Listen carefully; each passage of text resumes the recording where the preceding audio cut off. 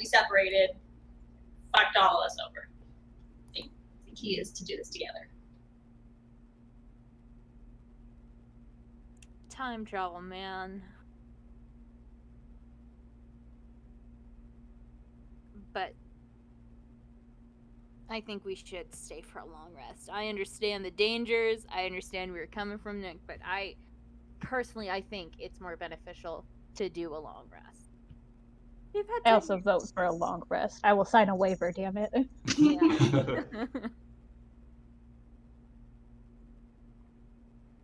So you guys remain inside of this large chamber, weightlessly drifting, surrounded by these thousands of motes of light filling this cube-shaped room. All adrift, like stars in a night sky, swirling.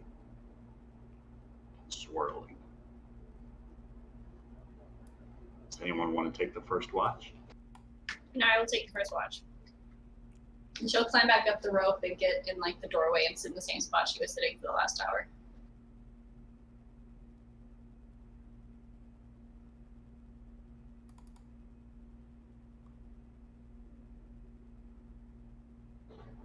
Are there any preparations you guys would like to make during this time? Yeah, I feel like we definitely need to discuss tactics. Like, I mean, are we going to go in there guns blazing? Do we want to try and negotiate with her? Is there something we can do to, like, I mean, Rafal, you obviously, you're the, like, most person to speak of, like, non-violence. Yeah. What do you suggest none of you listen to me, so what does it matter? There's a first time for everything. We listen to you sometimes. When it's appropriate. Seems like it might be appropriate. I mean, you know. I mean, it might be a little late for that, but sure. Oh, here comes the sass. Here comes the disappointment. Hey, you're the one that shot the crossbow bolt, okay?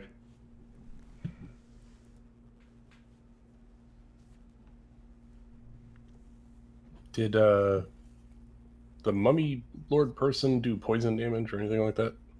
Like any special effects? It was necrotic damage. And I'm pretty sure they got the mummy's curse if you get hit with it. Mummy rot. Yeah. Mummy rot. Because I can no longer regain my hit points, and it dropped my hit points down. I thought we fixed it. Yeah, I thought Agrimar fixed that. He made it so that she can still regenerate hit points, but he'd have to do it twice to fix her maximum hit points. Because it only fixes one effect at a time. I missed that second part, sorry. I can fix it before I go to bed. If you want to. I mean, you know, it was just what, like fucking 15 hit points? Well, I mean, if you're fine, then you're fine. It's up to you, Agrimar. It's your spell. Yeah, might as well. I'll do it. I don't want anybody cursed any more than they are. I mean, you know, some people are just that way naturally. So over Nari's shoulder, as she's nibbling on a sweet cake or something, he'll sprinkle in some gold dust and cast Greater Restoration to remove the curse. Right. As this golden light washes over the corpse of this vampire, there is a divine presence that susses out this undead rot that is slowly spreading and purifies it from her. Hey, you guys really need to try these sweet cakes. I feel infinitely better. And Nari, your hit point maximum is restored. Thank you.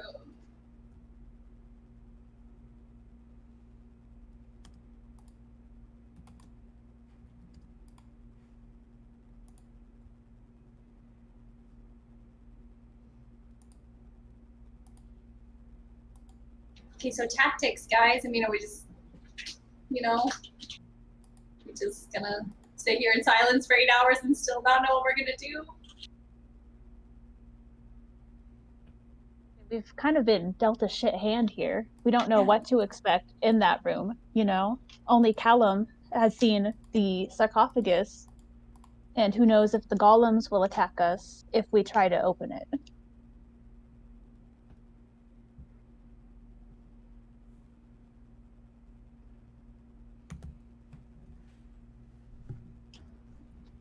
mean, like you said, if they want to be like on our side, like I know, like they're like, oh, well, you killed us like as a future self, you were god killers, but now they're like, oh, well, let's be a part of us. Like, what could we negotiate even with them? I mean, if there's someone we even want to consider negotiating with. I mean, I kind of already told Valen that we're not going to take her deal, so I don't think Okay, that's fair. negotiations on the That's fair. table. That's fair.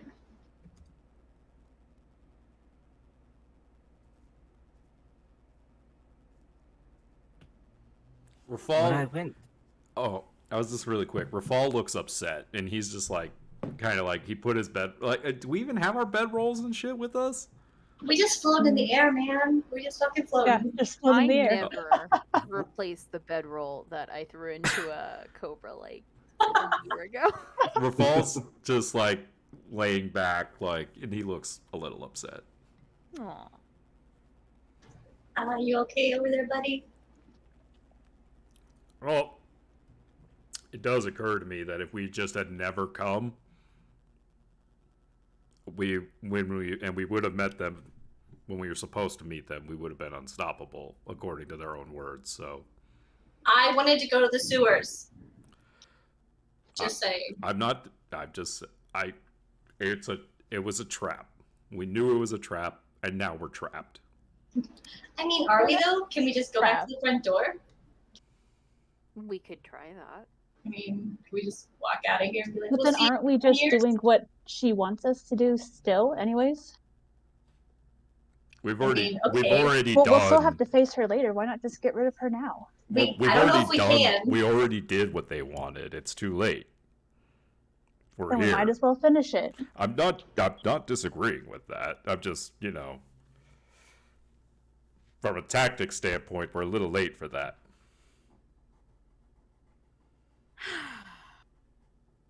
I think right now our only option is to fight our way out.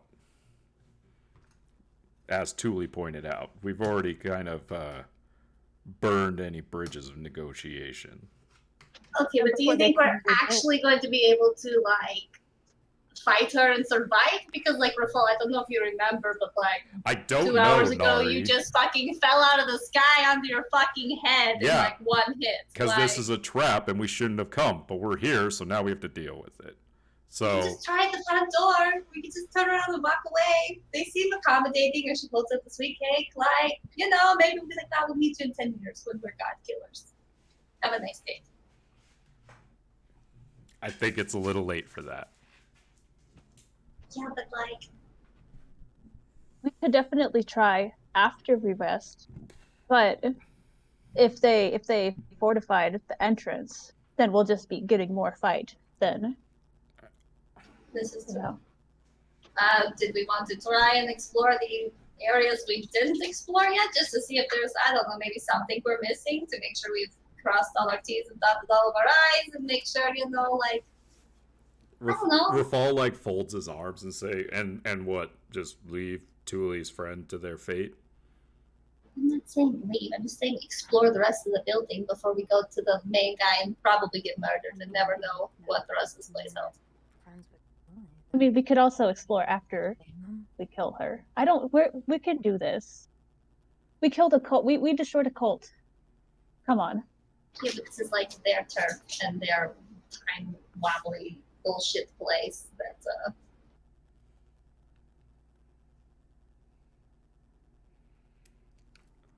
Kevin, were you saying something? I thought I heard some mutters from over there. No.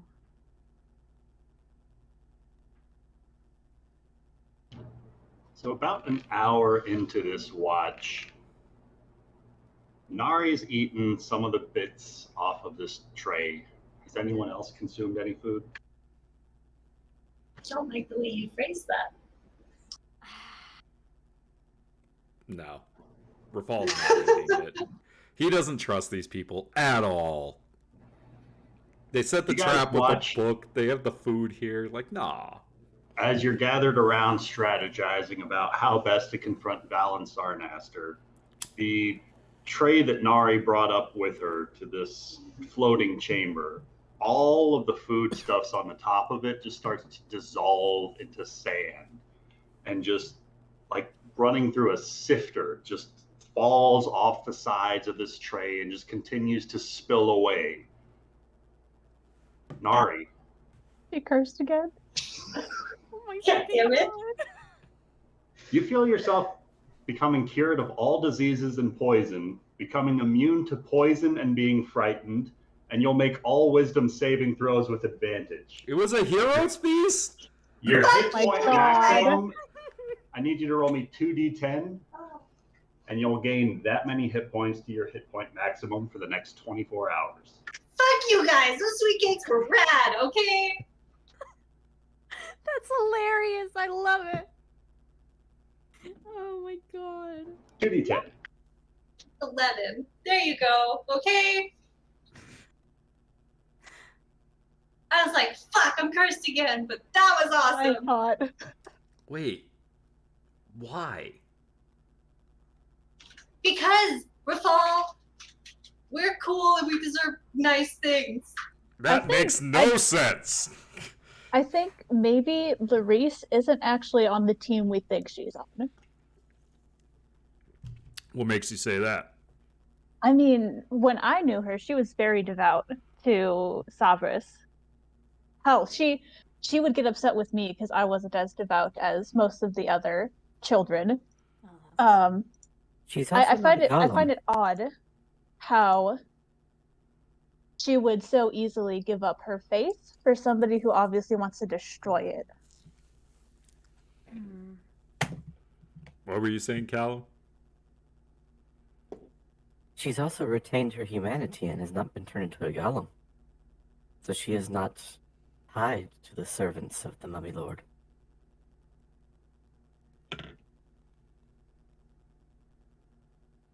Perhaps she understands the dangers that this creature presents. What if she is the Mummy Lord? I don't think she's the Mummy Lord. But what would... And Nari, I really wish you'd shared that feast with me. I was quite hungry. I tried to. I don't want to hear it. I offered it to everyone multiple times. I was too busy consulting my spell book. I'm sorry.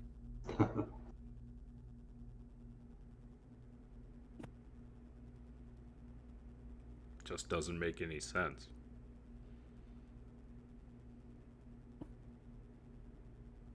Rafal, no offense, but we're dealing with a creature who's had strange and wondrous powers of observation, who is an undead creature of unknown age, and who apparently has the ability to manipulate time. I don't think we're going to understand it all until we're done. I mean, I the mean, whole point we're okay, here is the look. true understanding. Just being a mouse and going further into the maze to look for the cheese, I have no interest in doing that. I offered the front door. And you said that wasn't a good idea either. No, what I am saying is use your brains and think about why your enemy would present you with such a thing. She wants us to succeed. What if the one who presents it is not the enemy? Because it seems that Larice is acting of her own accord. She's not, she's not exactly mindless. No, but she is here serving this entity. And she's the one that brought you the book and everything, so...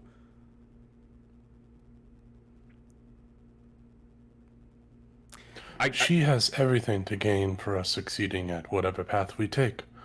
If we kill the Mummy Lord, she will be survive through the end of it. It was apparently there was the vision of the future, us killing the Mummy Lord eventually, and if that was to happen sooner, she will be free of its control. So she's trying to use us now to speed up time. as it Okay, were. so that would be if she had good intentions. Now let's think about a scenario where she doesn't. Why do this? You could Provide a become the false Mummy Lord? sense of security to us, and we go and get ourselves into a pickle, and every canopic golem in this entire complex, which there could be hundreds, just trap us in a room and just kill us. I mean, potentially to make our bodies sustainable, so if we die, they're able to harvest our organs and make us pieces of the mummy lord as well. So that she could become it herself. I mean, we are lots of people here, but we would have to willingly give them body parts, and I don't think any of us are really up for that today. But I quite like my organs inside of me. they look good there.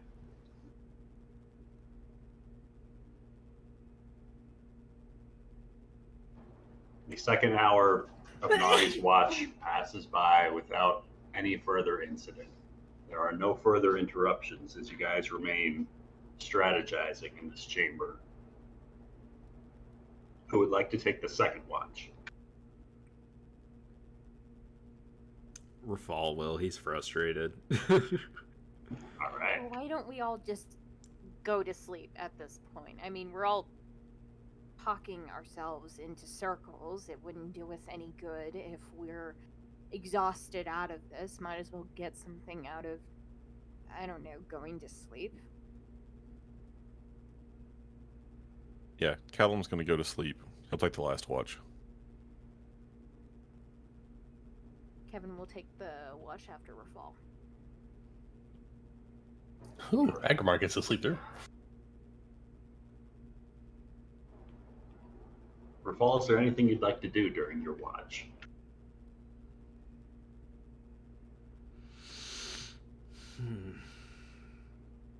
No, I mean, he's responsible. He's gonna make sure everyone's safe and stay where he is. You mean you're gonna watch? Watch? That's unheard of in our campaign. It's unheard of for Nick, right? Nick never just takes watch just to take watch. I still remember the first time I did that. Everyone was like, wait, you do what? You mean you look out for the party on your turn? Why would you do that?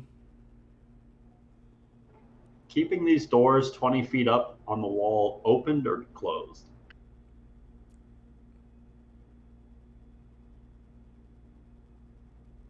I think keeping them open. And did anyone retrieve the rope yet, or is that still dangling? It's still... Well, that's a It's good still dangling. question, because we put it up there 10 years ago. Right? Still right there. Wait, whose rope was it again? Was it Kevin? Yeah, that was Kevin's rope, because you flew up there. Kevin would have taken it down.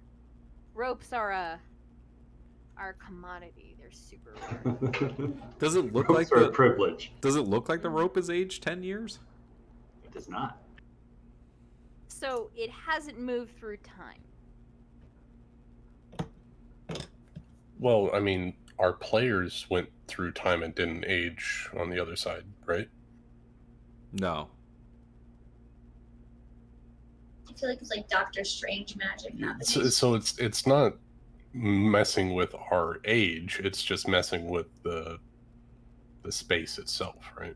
We Yeah, don't. we're in like a- We don't know. I don't feel older. It's- Do I look older?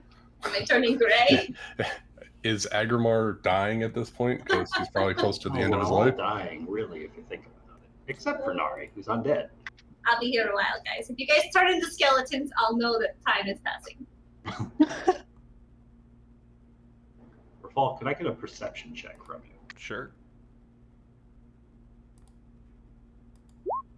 25. You, about an hour or so into your watch, as you're patiently just keeping an eye between the three doors, the double doors and the single door out of that chamber down on the it's ground. this right here, and then there's one more right here, right? So there's the double doors on the east side of the single door on the east side of the room, the double doors to the south, and the door that you're in front of right now. Got it. All right. Yes. And you see, because of these crystalline walls, you can make out the silhouette of a humanoid-sized figure as it makes its way up towards that eastern door, as if they were listening at it, as the motion just kind of stops just outside of the door.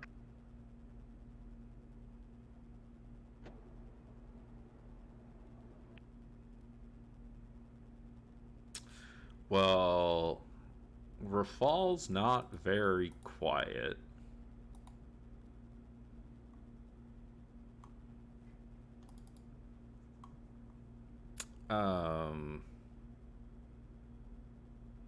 And seeing a silhouette doesn't count as seeing a creature, correct? Correct.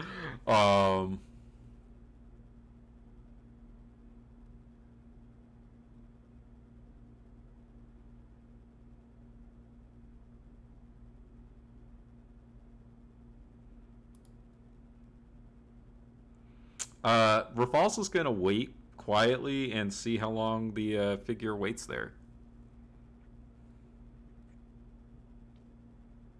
All right.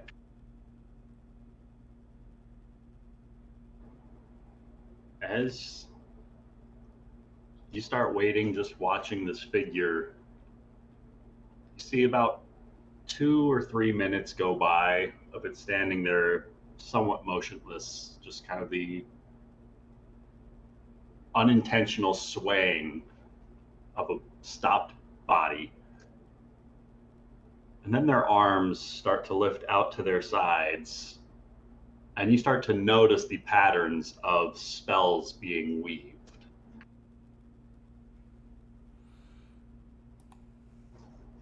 They're casting some sort of a spell. Yeah.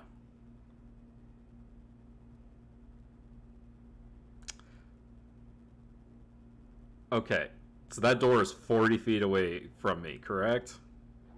I believe so. All right. Rafal is going to long jump as far as he can that way, because I've got 40 feet of movement total. So can Rafal just make it to the door with just his movement, taking a little fall damage? Sounds like an athletics check to me. All right.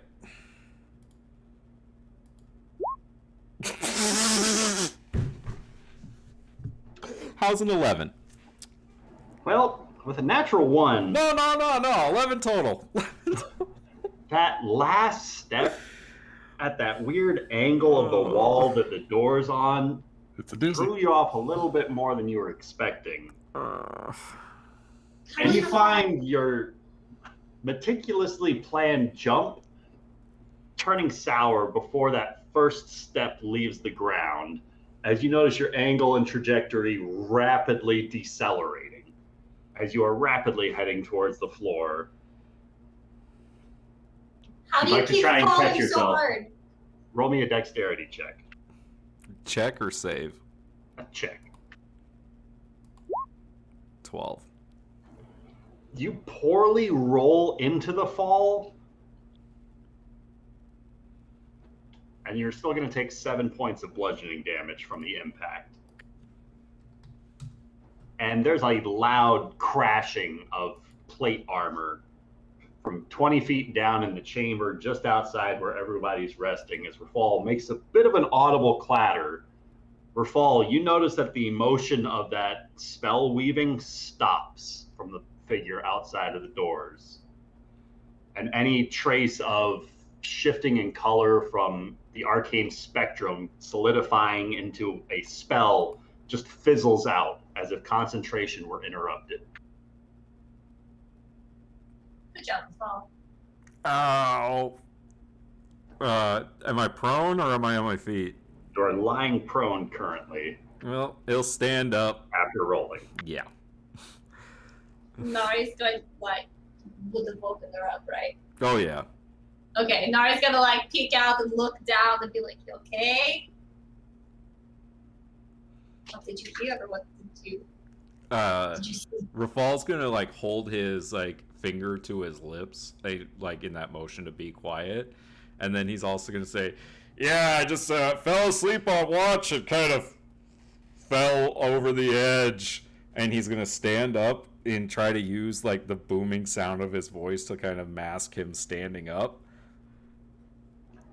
Roll me either a stealth or a deception check. Ooh, let's go with deception, please. 14. And then Rafal's going to, after he is... Rafal, as you look down from the doors that you just fell from, you back towards the door that you were leaping towards, that figure looks to be turning on their heels, readying to flee. Yeah, Rafal's going to use his action to dash over to the door and item interaction to open it. Seeing Rafal dash towards the door, Nari's going to dash after him and make sure he does not leave the party's sight, because that's when things get fucked.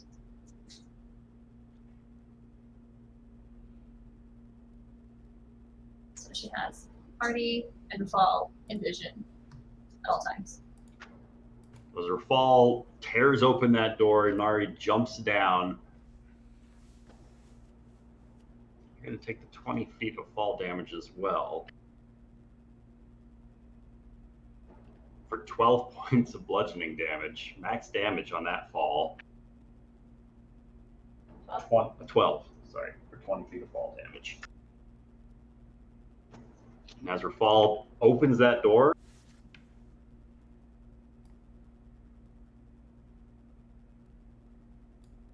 gotta remember my hotkeys. There is a drow woman standing outside of the door, turning around, getting ready to sprint back away from these doors. She's about 10, 15 feet outside in the hall. Just outside. With a somewhat shocked look on her face as the door opens up. Alright, let me do some math here, just on movement really quick. That was 5 feet to there, would have been 20 feet to stand up. So 20, so that's 30, 35, 40, 45, 50, 55, 60. So I still have 20 feet of movement. Is that math good? Sure. Cool. Yeah, Rafal's going to take a step around her to here. And he's going to say, you in a hurry to go somewhere? Because, like, that's the first, like, kind of, like, any kind of emotion he's seen on her face, right? I think so. You guys haven't really talked to her much, though. Now's my chance, I guess. With a bit of a shocked expression on her face as you swoop around her and partially block off her escape, her stride stops short as she kind of coils back in a bit of a more defensive stance, kind of fortifying herself against the wall behind her. No weapons drawn, but you can see that she's got some sort of a barbed whip on her waist and a shield across her back with a couple of potions at her belt.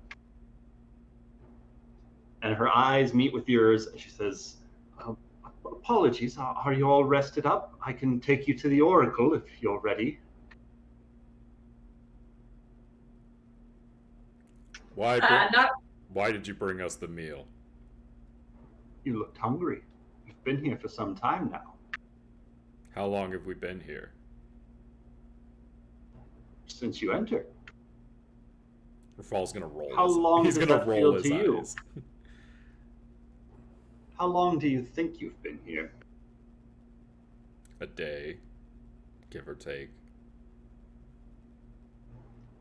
Time seems to move differently inside of this crystal tomb. Not necessarily flowing at the same rate as the outside planes. slower or faster depending on the whims of Sarnaster.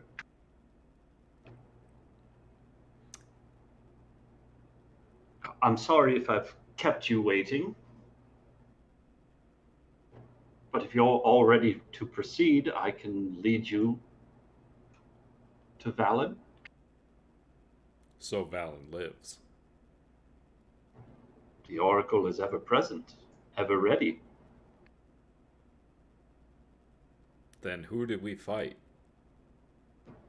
Valen Sarnaster. Why? You should ask your compatriot that, as I understand she took the first shot. I'm aware.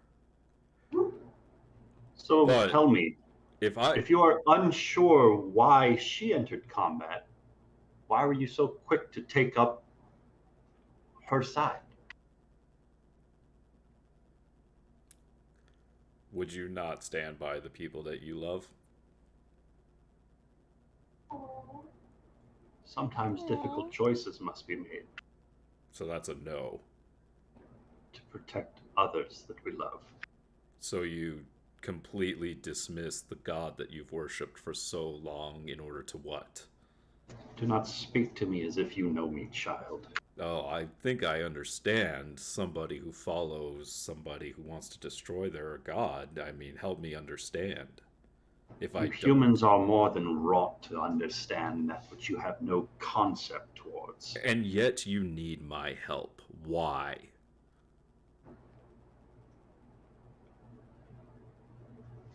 Because you think you can do the right thing.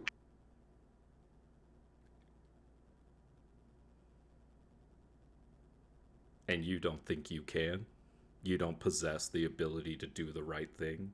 I'm not shocked at somebody who would see their god dead. When one can find their own limitations, alternate paths to achieving one's destiny can soon be navigated. So Sovereign doesn't present you with enough power, so you take it from Valen Sarnaster? You miscomprehend what I have to say. Help my human brain understand. Because I am as I not see your it, enemy, you're a as traitor quick as to you your are god. to judge. Why trap Thule here? Why do that? Because I know that at the end of the day, she'll do the right thing. She'll do what she has to protect those that she loves. And yet you Even say in that, moments where others could not. and yet you don't agree with the decision to protect the ones that you love. Hard decisions must be made. No. And sometimes we're too vain to recognize the choices we've made being the wrong ones.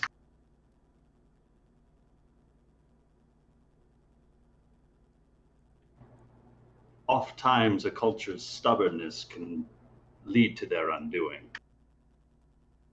The unaccepting, the unwillingness to change as the world changes around them, as circumstances alter destinies every day. What happened that made you give up on Sovereign? And she kind of just looks back towards the pillowed room with a solemn expression on her face. There were unforeseen casualties. Others who thought themselves capable of making the right choice, who did not understand the circumstances that they were plunged into. I swore I would do my best, everything within my power to prevent it from happening again. What is this choice you keep talking about? What choice? She just kind of looks around at all the walls with all the depictions of eyes, seemingly just watching you. And she just shakes her head. I'm sorry, if you're ready to see the Oracle, I can take you there now. But I'm afraid I was not brought here to converse. What were you brought here for? to lead people, to show them the path that destiny has scratched out for them, and to give them the choice to do what's right in their hearts. So you're what? The butler of destiny? If that's how you see things, you're not too far off from the truth. So what? You abandoned your god to lead others to change destiny? She just kind of grits her teeth. Yeah, Rafal's gonna push her until she, like, leaves. Roll me an insight check. Okay. Because, like... Oh, God. Oh, wait, I have advantage, right? No, I have advantage on persuasion. Never mind.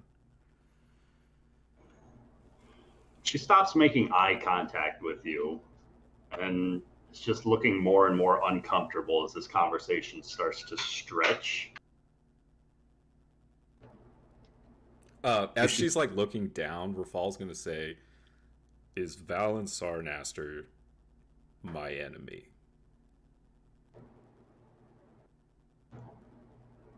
Only if you seek to oppose the future as she sees it. I'm afraid I shouldn't say any more. As she goes to step around you, you can choose to take an attack of opportunity. Yeah, if I you'd like. know. No, I'm gonna let her... He's gonna let her go. And then he's gonna, like... hurriedly walks away. Yeah, he's gonna walk back into the room with Nari, and, like, he's gonna leave this door open. All right. He's gonna, like, look back, and he's gonna shake his head, and he's gonna say, something's not right. I mean, I could have told you that a long time ago. I mean, with her. I mean, the cakes were good, though. Sorry, what do you mean?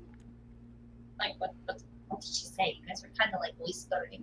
I couldn't really hear you, and I didn't want to leave the other doorway, because last time that, just didn't happen to well. He's gonna... Rafal's gonna, like, look up at all the eyes, and he's gonna shake his head. She was afraid to say something. Well, I mean, we're constantly being watched, so, yeah. I mean, your boss watching you 24/7, hearing everything you have to say, you're not really allowed to make any formal complaints, you know? Well, I mean, that doesn't exactly sound like somebody I would want to serve, but I get what you're saying. I mean, sometimes you kind of fall into something and you're stuck with it. I mean, she kind of ushers to her body, like, sometimes you make decisions and maybe they're not the best, but that's the path you have to walk for a little bit. Maybe Tuli was onto something, you know?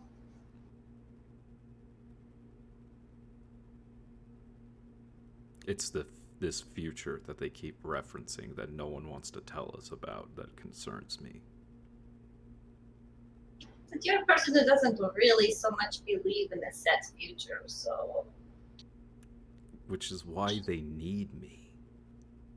They need me and Tuli and you and Agrimar and Zar. They need us to make some kind of a decision.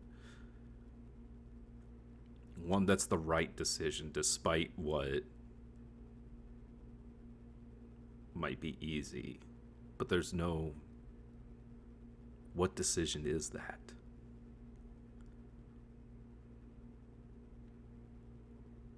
I feel like in order...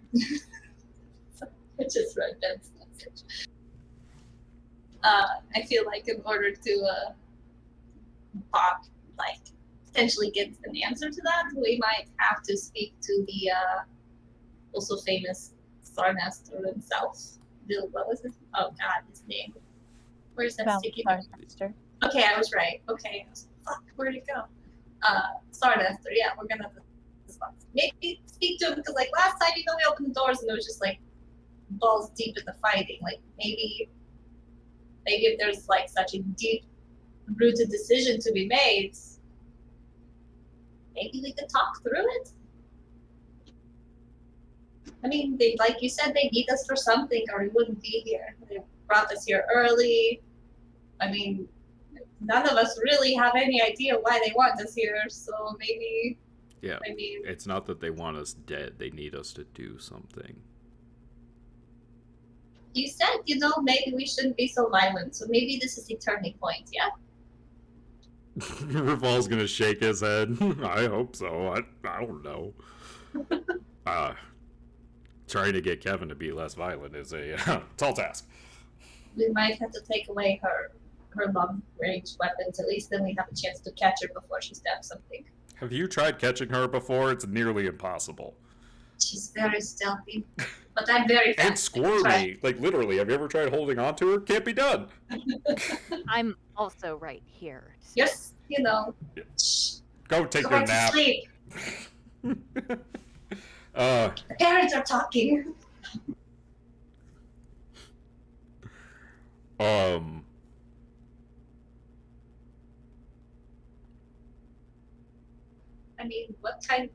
mean, I just don't understand what we would even have to use as a bargaining chip. I mean, other than like our, I don't know, what we do. We're good at. What are we good at? Rafal? Keeping the city of Misthaven from almost not being destroyed daily? Like, what do they want us for? They want us because they're going to tell us something and they want us to do the right thing, whatever that is. I mean, there's been a lot of talk here about, like, to face what's ahead of you. You need to face what is in front of you. Like, there's so many mind-fucking things that have been stated here to really make us question what it is they want us to do. Oh, gosh, I wish I had watched the fight. Valen at one point said something about Rafal being king. I don't remember what it was. Too preoccupied chasing your own ambitions to ever sit on the throne. And then, No, it was what did Crownfall was like, I hope you didn't believe that shit. Like, what was it that they said? I don't even remember. No matter the blade nor which the armor, you're too preoccupied chasing your own ambitions to ever sit upon any throne. On your last day, you'll come to understand you were the problem. You'll realize how your actions were directly responsible for the deaths of those you cared for, brainwashing them with your idealistic words of moral fantasy. Your name will wither away. The people who were never yours, whom you wasted your life for, will continue knowing no different. They'll live, die, and your city will continue without you. As befell those whose failures you accessorize with, they'll never hear the tale of King Edia the Forgotten. And then she crits you down to 0.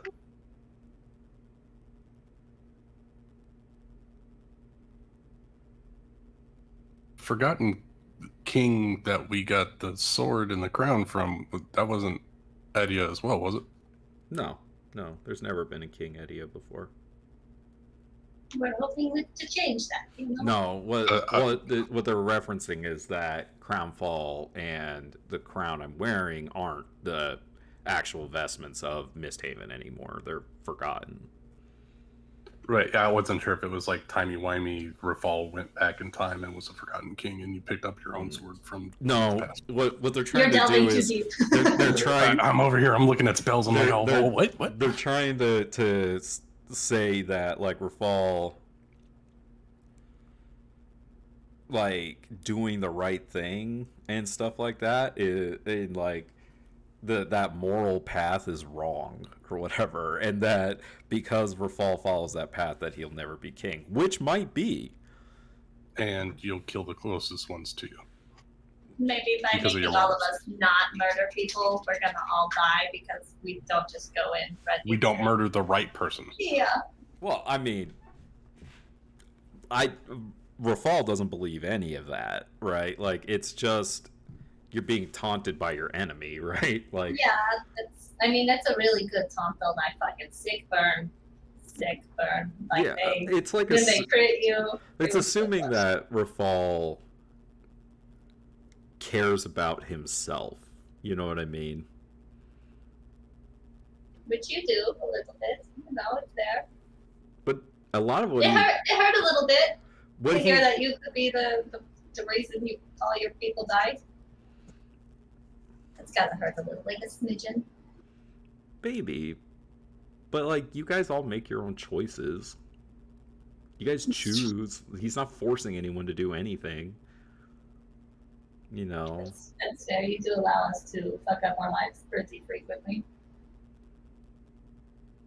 So I wonder what is this right choice that they're talking about? And why didn't Thule's boyfriend make it? Tuli's boyfriend decided, oh, this isn't what I want anymore, and it's like, I'm gonna cut my organs out of myself, and I'm not gonna be this. Hey, Thule! You awake? I am now. Don't suppose you could lower a rope down here so we could climb back up. Kevin has the rope. I'm not touching that with a 10-foot pole.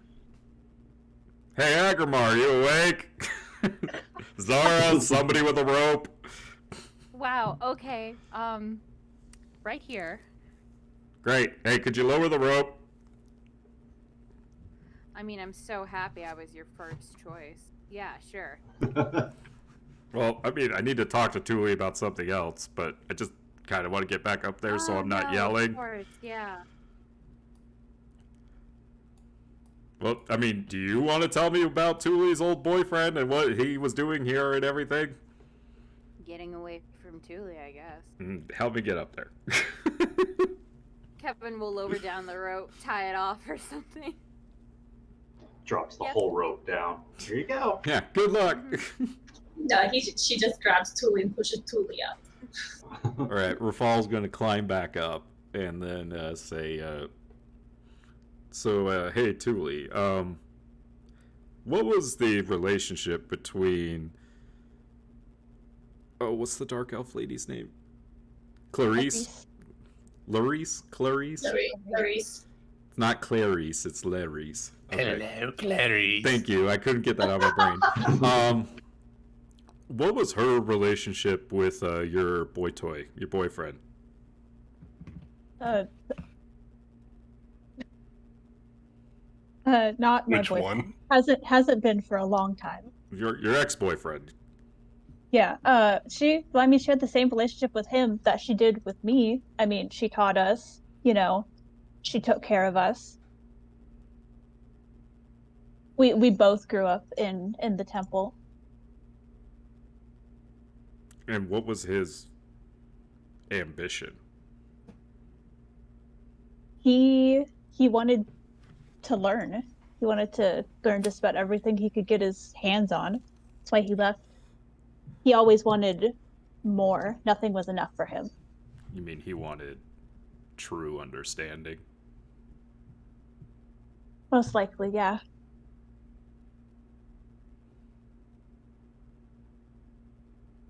I mean, who doesn't though? Nori Wallachia left there. She's staring out this door that Rafal left open to make sure nothing fucking, That's why we're here.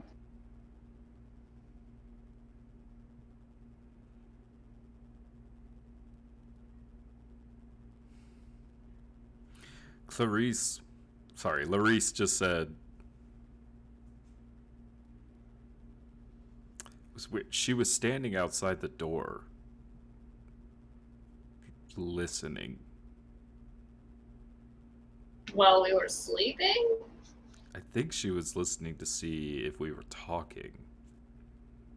Because when she couldn't hear anything, she was about to cast a spell, which is when I distracted her with my noise. It was a very good distraction indeed. Valiant. 10 out of 10. So I went out in the hallway and confronted her. And she mentioned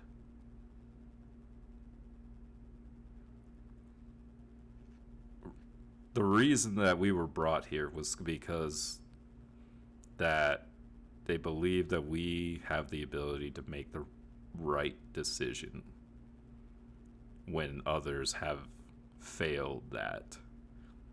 And she was suggesting that... What's your ex-boyfriend's name? I want to use his name. I forgot. His name is Vale. Vale. She was suggesting that Vale didn't make that right decision.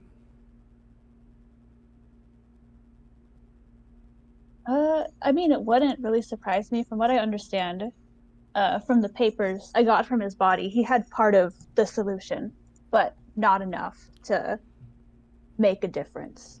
The solution to what? The right of reclamation.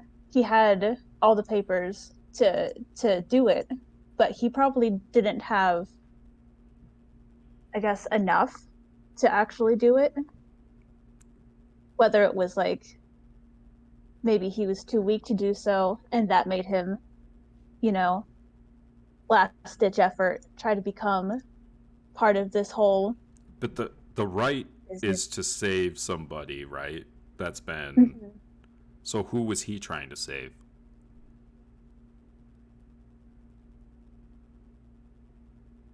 Larice? Maybe?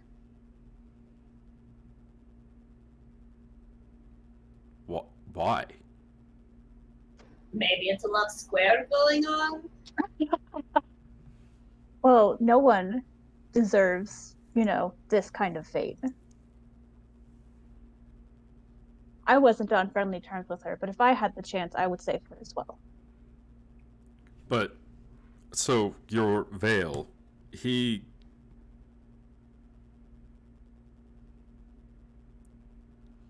Do you think he didn't have the courage of his convictions that he would give in when promised knowledge and power? I don't know. I tried to, I tried to speak with him, with his, I tried to speak with him, but the spell didn't take. So, I'm genuinely clueless.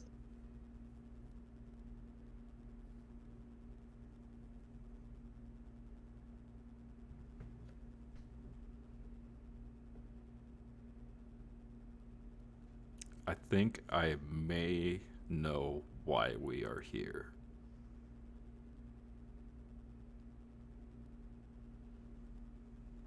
We're listening. Rafal's gonna point I'm up. asleep. Rafal's gonna point up at all the lights that are like twinkling in this room and say, "You're not the only one."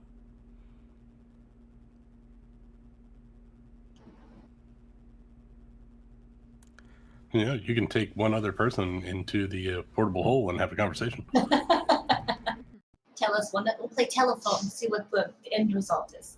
Hell, we could even talk in a different language. I don't know how many languages. Let's I'm sorry I woke everyone. Let's finish getting some rest. So at the end of can- Rafal's watch, we come to Kevin to take her watch. Real quick before everyone falls back to sleep, are we leaving these doors open to sleep? Are we, The doors to the south are currently closed. The door to the east is currently open. Yeah, I'm asking the party. Do you guys want this door wide open while we rest? If so, I'd like someone to sit, in the doorway and watch it, Preferably not fall off the ledge. I'll watch it during my watch. Okay. Nari will climb back up the rope and start floating in the air again. Kevin, is there anything you would like to do during your watch? Maybe pull up the rope. Yeah, kind of. She'll, make some rounds. Starting at Callan and everyone, making sure that they're okay. Callum, Nari, Rafal, Agrimar. I guess because Thule's right next to Agrimar, Thule too, and she'll make that pattern as well. And then, looking around, outside, and doing the thing. Roll me one roll for each person. All right.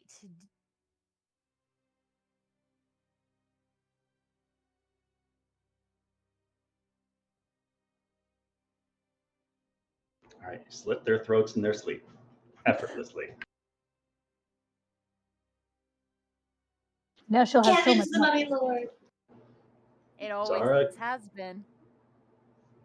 without having need use her legs to keep silent, she's just quieter than a shark at hunting season. Like she's not making any sounds, drifting from person to person, just kind of giving them a once over, looking for any further or lasting injuries as she just kind of. The camera can pick up that she's clearly deep in thought about something as she's drifting around the room to the different groups that are resting in this floaty chamber. With all these motes of light drifting all around her.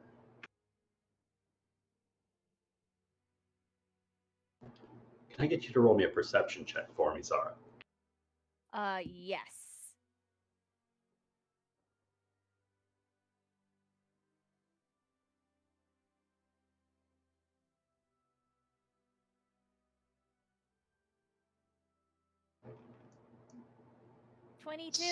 Somewhere beyond those double doors, faintly, like in the distance, you swear you hear like the sound of a glass or a jar just shatter across stone.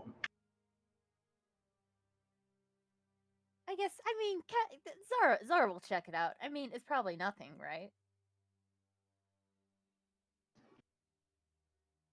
She'll just go into this room, and just see if there's any movement in this room, climbing down the climbing down the rope. Yes. Making your way down the rope, surveying the lower chamber, there's no sign that it has been disturbed. Presumably that sound came from somewhere further beyond the double doors to your south.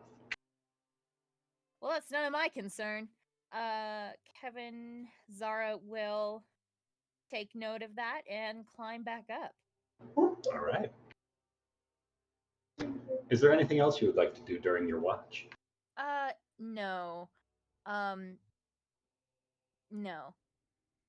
All right. I'm going to send you a quick whisper if you'd like to wake up Callum for his watch. Callum will Zara will Zara will shake him awake. And just tell him, it's your turn to watch.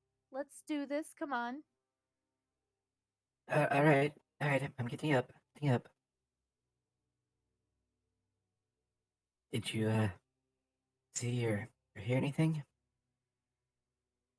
Glass shattering, but that's about it. Glass shattering. Where? South Hall, the southernmost double doors. I didn't want to open it because isn't that where the Mummy Lord is? Yep. That's probably where they are. Yeah. So it's. Sounded like maybe a ceramic jar. Did it sound? It was glass. Oh. Some sort of pottery. Yeah, some sort of pottery. Maybe like a canopic jar that might have held some part of a mummy lord.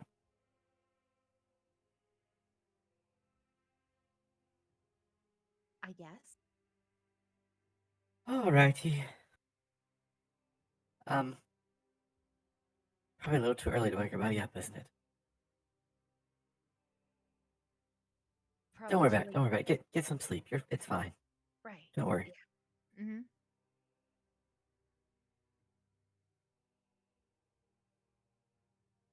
And Callum will start his watch.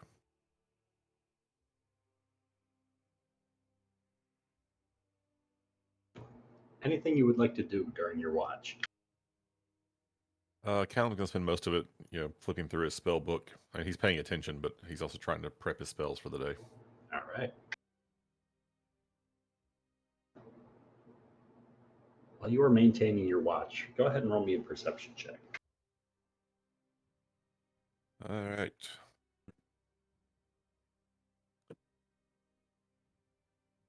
Okay, ever since I took a picture with Joe, my rolls have been crap.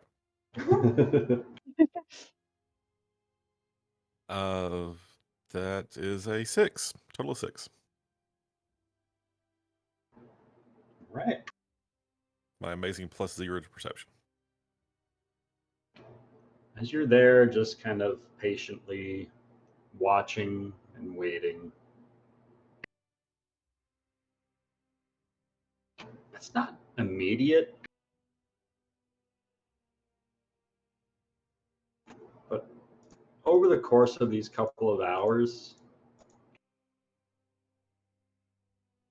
those motes start to softly line up their glows in a line from this upper door down to those double doors, just slowly drifting into place, one after another after another. It's about a dozen or so drift into place before you realize that they're all lining up like a floating passage Oh, leading from one double door to the next. Oh, yay! they're getting cocky now. So like, come on, bitches. Okay. And about 30 minutes go by, and they start drifting around the room once again.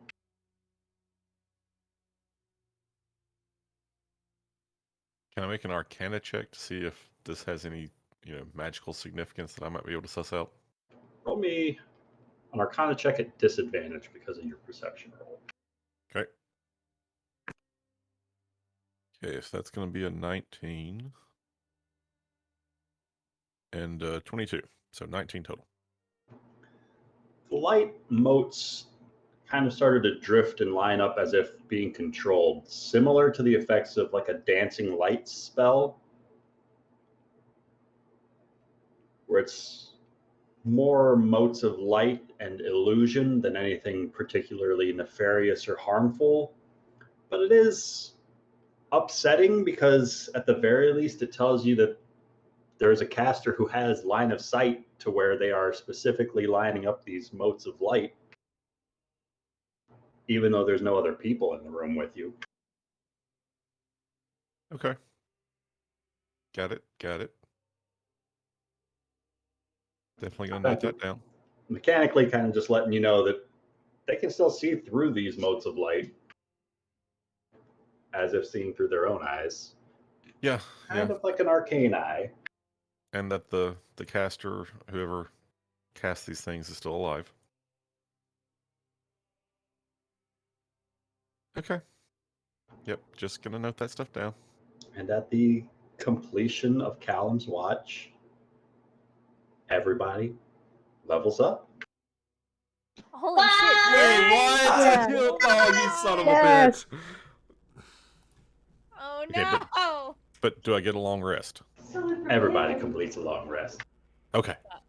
That's the important Fuck part. you. Fuck. I was not ready for that.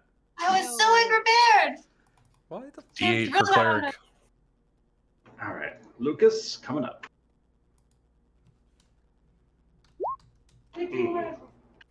I rolled a 2. Well, the fates have willed it. Grant rule? If it was a 1. All right. Well, I'm taking another level of paladin, so D10 for me. Well, I will take my 6. do Are we re-rolling ones? we re-roll DM ones? I don't know. Do you? You're the dungeon The master. first time you I've rolled a tell 1 me. for a hit point. Time to. Okay, it's level 13. Time to decide. I will, 7's better than a 6. I will take your 7. So that makes my max HP 161. Oh, stop it, man. That's just Lucas, not I'm giving you a grand roll. fair. Take a 6 instead. All right. Well, actually, he has to roll again because if you get the same number again, you still have to re-roll. 6. I can see my dice. I can't trust his blue collar roll. I got a 6. Well, one more Mates time. have rolled the reroll. Level up. 7. Trying to roll 7. Agramar's head explodes. He tries to level up 3 times at once. Oh, I thought we were doing the Grant roll. We're not? Which Grant roll? If That if you the match hit DM dice, you have to re-roll it. Yeah. All right. In that case, I thought you were just doing the Grant reroll. I'm not cheating. 7's better than 4. Ooh. I'll take it. Okay, it's a D6 for a wizard. 4. Better than my 3. Man, Above average. Hey. I don't get shit at level 14. You get an extra spell slot or anything? No, all I get is Cleansing Touch. So beginning at 14th level, you can use your action to end one spell on yourself or on another willing creature that you touch. You could use this feature a number of times equal to your charisma modifier. You regain Oh, okay. This is better than I thought. I thought this was a lay It's on greater hands restoration for free. thing. I thought it was a lay on hands thing. I was wrong. Okay. That's so much better. I just wasted 200 gold and you could have done it. That's true. Okay, this is cool. I mean, it just... Well, you wasted 200 gold's worth of a material component. You no longer have that. That's what I'm saying. Hmm. I got one more use of that before I have to find a way to crush a diamond. Okay, you guys, I'm going to figure out how to link this to you. My Master Transmuter feat at levels 14, pretty kick-ass. I don't like the sound of it already. Do we know if Valen Sarnaster is a CR3 creature? They're definitely higher than that. Well, Failed we to ask her. knew that. That means my 14th level ability is useless still. I just need a D8. Is that a D8, Rachel? Yes, a D8. Okay. I got this. I totes got this. I am going... I'll take the 5. God damn it. Hey, You never get hit remember- anyway, you're fine. I Damn, know. my level 15 feature is sweet. I can see all the things within 10 feet of me. Oh, you got blind fight? I got blind sense, yeah. Oh, that's cool. I also got this last time. Have not. It's all those lingering effects of spells being cast on her eyes. Right.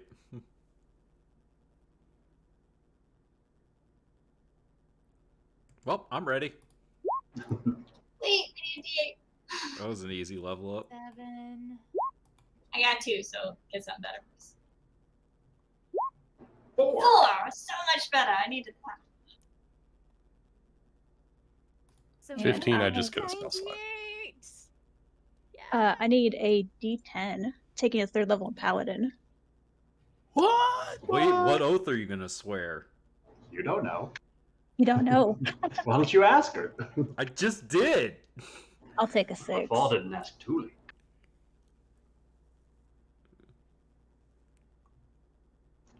Oath of Rafal. He's Is she gonna always be Oath of Glory? going- Are we gonna be glory buddies? The Oath of Agramar. Forjo sounds boring.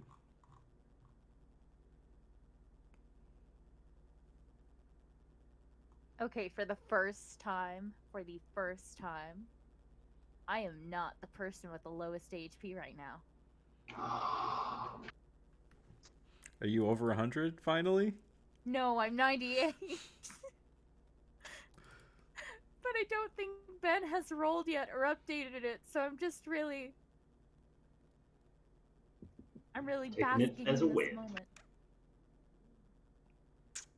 Now, I do have 90 points of lay on hands now, which is kind of dope.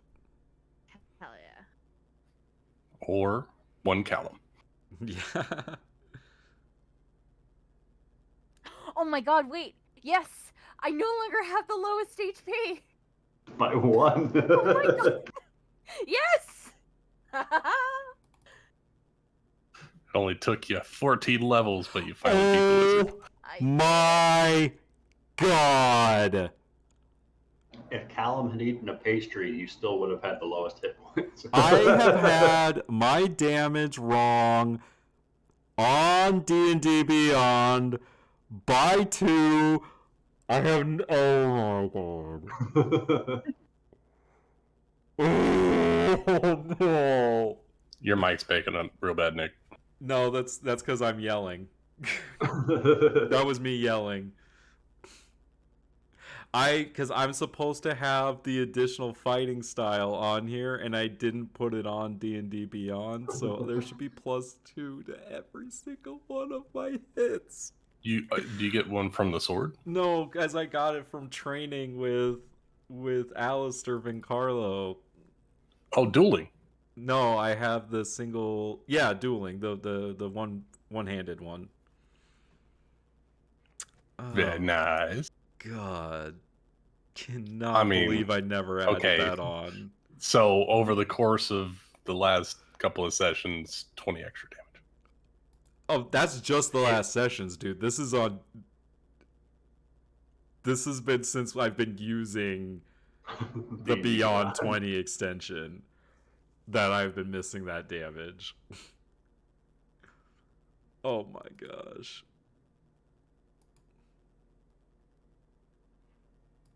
Now he's ready.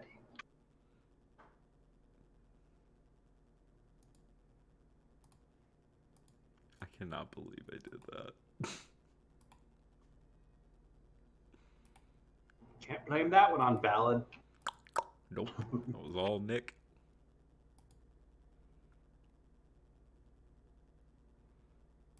Ooh, next level, I get Sunburst.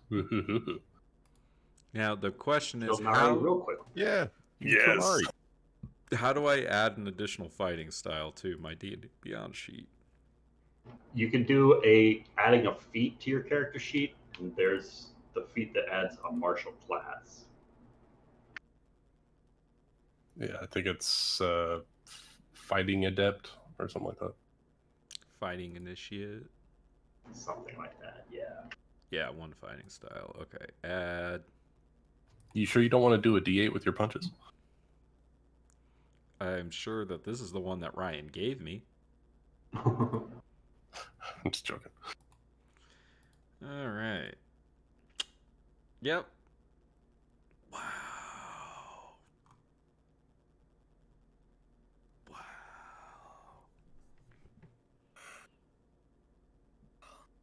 Wow. Well, if they if someone wants to bring the Red Plague back and turn everyone into zombies, I can destroy them. Yay! Well, now I'm actually ready. So glad I checked that. Truly, if I might say, you're looking more divine today. Thank you. I feel more divine. That can be possible.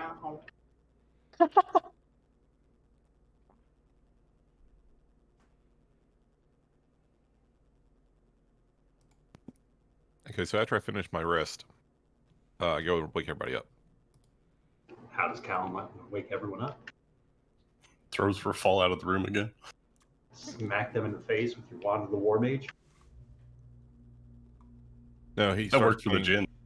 He uses prestidigitation. I think it can do a harmless sensory effect. Coffee? No, he starts playing really loud music. Wake up in the sky.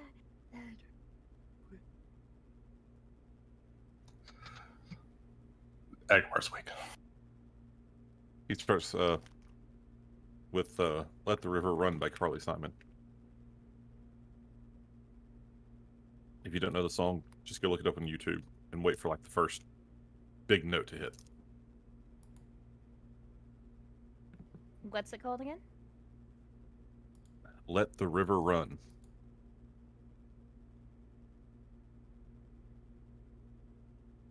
No joke, my dad used to turn the speakers up in the house and play that on a weekend to get everybody up. Kind of evil.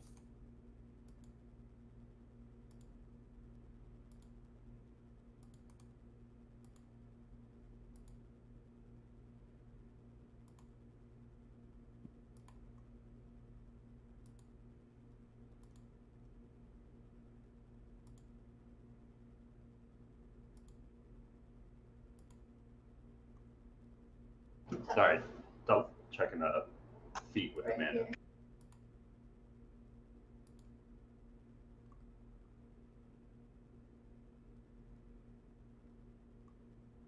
I want to know what oath Thule took. God damn. Oh, did she take tough? I did. Oh, god damn. I think Nari's now the party tank.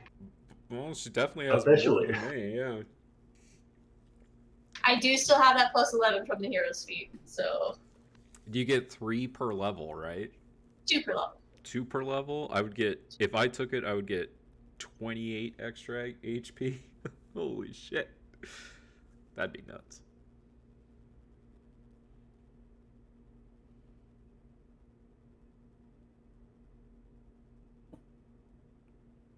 So music starts to play in the area as everybody is roused. Wait, so Nari has 180 HP? It's technically less by 11, so 170. So you, No. even with it, you only barely have more HP than I do. Just barely, Oh, okay? okay. Okay, Ruffle. I was just doing But- the math, because I was like, wait, if I only got 28, how's she all the way up at 180?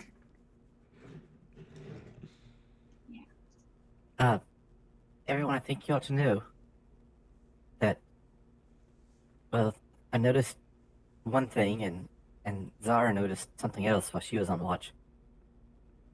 I There was noticed a- something too. Oh, I didn't okay. see. Well, you can wait. There was a sound of breaking pottery. Came from, well, it likely came from the chamber with the sarcophagus. This probably means that, well, I'm afraid it may have been the canopic being coming back from, one of the canopic jars. So- I don't think they ever went anywhere. Okay. And the second is that whoever cast these lights, these observers, well, they were able to still control them. Assuming that it was, in fact, the Mummy Lord. They're not dead.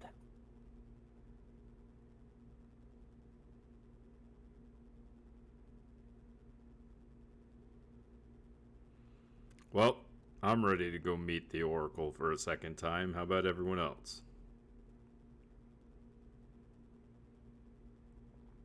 Not quite yet. Zara, can you join me for a second? Yeah, sure. What happened? If you'll just come over here, please. Yeah. I want to give you the true sight again. But I don't know how effective it will be. But I think you might be of most value to us if you use the ring I gave you to make yourself invisible. I can give you true sight. And then I can cast see invisibility on myself. So that I will know where you are, and I can make sure the group knows where you are. But just perhaps we'll have some small advantage when we get into the conflict that I inevitably see us getting into. Yeah, I just, with all the eyes going on, I doubt that we'll be able to surprise the Oracle, but sure, yeah, let's just do I it. doubt it too, but you Yeah. never know. It's one potential advantage. Yeah, of course. Yeah, I'll do that.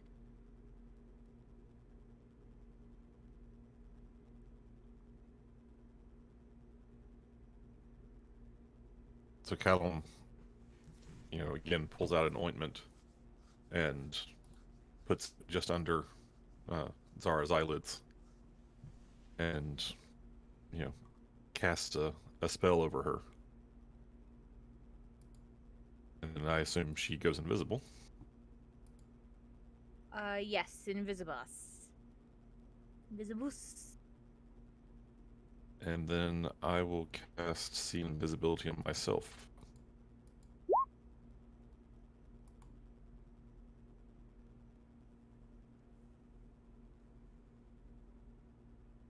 Oh, and Callum, just want to let you know you're really great. All of you are. Except you. So, wait a minute. All the Callums are really great except me? I'm confused. No, you're you're great. All of you are. Except Julie. Oh, okay, right. Just want to Well, let you guys know that. I don't think they can hear you over here. That's probably a good Well, thing. wanted to let you know, so in case anything happens to me, you could tell. Okay, now that you're invisible, I'm gonna try to play a little trick on them. Just don't say anything. Right.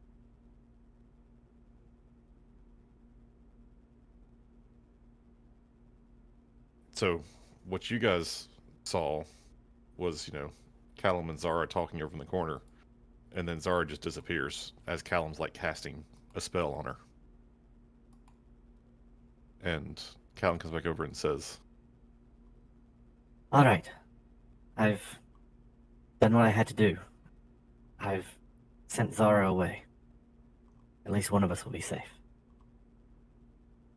Wait, what did you say?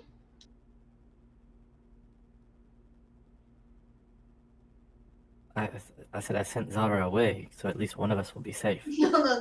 You couldn't wait. You could. How many people can you get out of here at once? Like, why didn't you send more people away?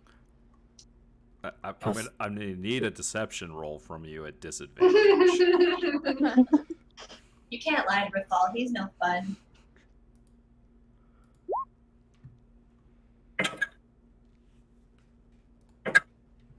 Okay, well, there's a 12. And a 4. Rafal just rolls his eyes. He's not gonna ruin your joke, but he's just gonna roll his eyes. I don't even have to roll for insight. Tuli just knows. She's gone forever. No, Nari's like, where the fuck is she? I thought we had like this thing, and like I thought we were all just gonna like do this together, and she just. We are. Is she gone? Yes, I'm ready to do whatever it takes. But I needed to protect her.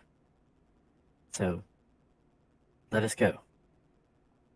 I feel like she may have not been okay with that. I just don't see her like Rafal's really gonna, walking out of our lives so easily. Rafal's gonna put his hand on Nari's shoulder and he's gonna say, "It'll be okay. I have a feeling that she'll be with us in spirit." Now, Nari's ears droop. let's. and Callum gives Rafal a big a kind of a big wink. It's like, yeah, so that anybody who's watching thinks that maybe she's gone. Rafal's gonna nod and say, "All right, now, what's our plan once we actually come face to face with the Oracle?" Maybe try negotiations first, or no? Great. Not dying would be nice. Talking first would be best. Rafal I heard just her says. spirit here still. And so, Tuli, you want to do the talking? I mean, If she's willing to talk, sure, but I don't really see that happening. She was last time, until Kevin shot her. Well, we shouldn't have to worry about that this time.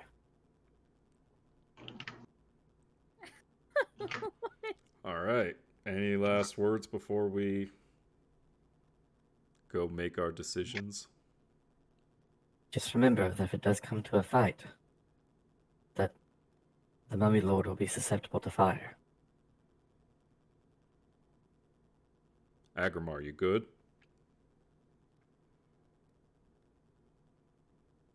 Did we forget to wake up Agrimar?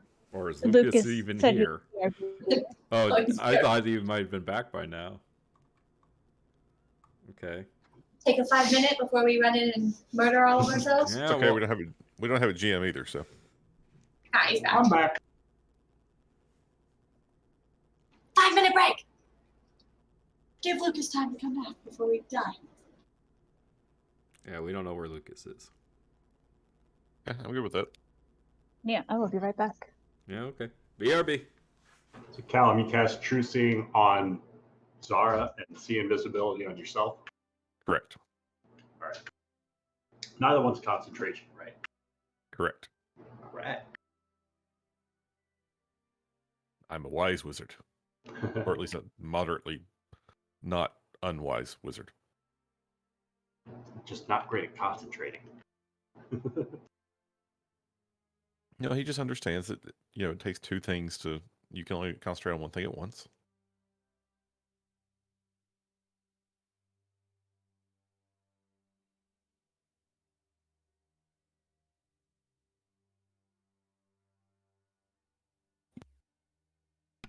All right, I'm back. Welcome back.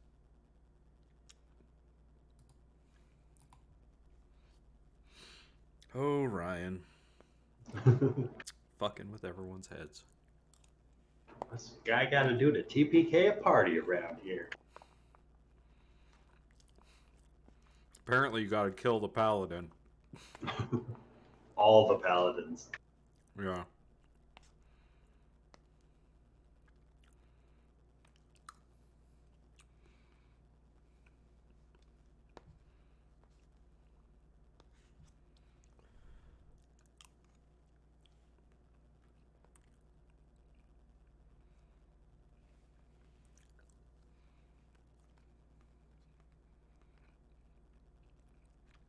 That conversation with Larice was fun, though.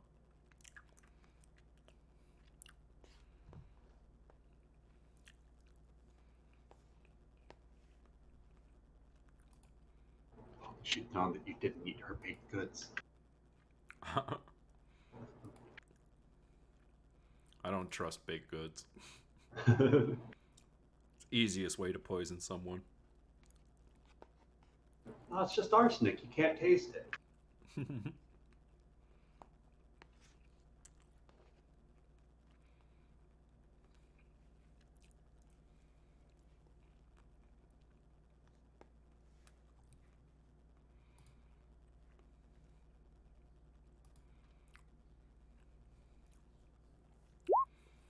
Oh, now I gotta update my little Twitch thing that I made.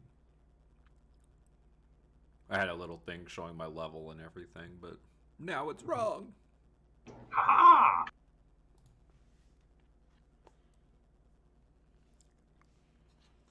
Lucas, come back.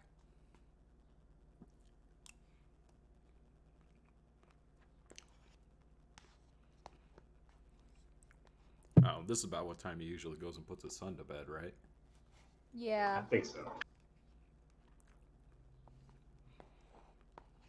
Isn't he old enough to put himself to bed? God. Just give him a bottle of Jack and he'll be fine. Is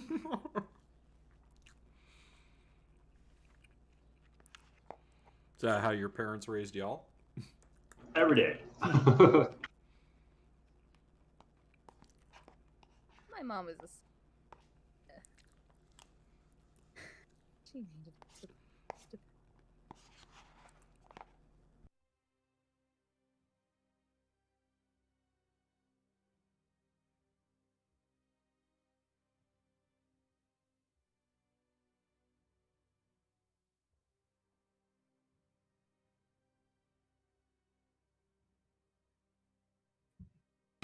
All right, let's see. Your wedding is being planned by the cast of the last show you watched. Who's planning your wedding?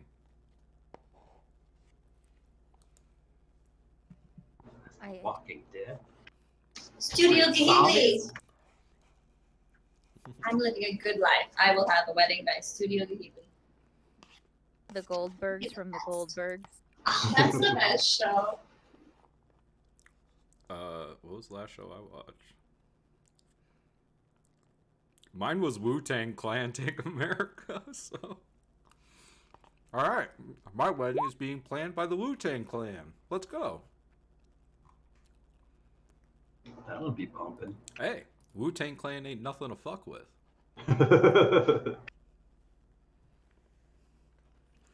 So protect your fucking neck, kid. Let's go.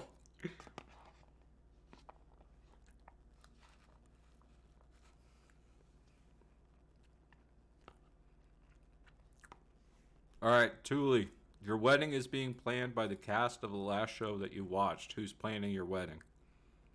The last show that I watched, Yep.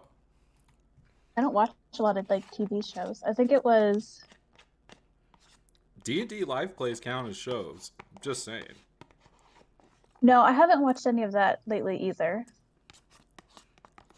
No, I don't watch a lot of TV shows. Last thing I actually watched that wasn't like YouTube videos was New Moon. Oh my god. What was the last YouTube video that you watched? A Absolutely wasn't. breakdown of New Moon. No. Sonic Rachel, Ghost it was Fairy. it was. Oh my god, yes! Wait, what was it? So I guess Oh it'll be my God. Pumpkin Hill. Oh my god! That's Alright. beautiful. Perfect. Lucas, where are you? Is that why you know about the new parody that's coming out? Well, yeah, I'm subscribed to her YouTube, so Ah, damn it.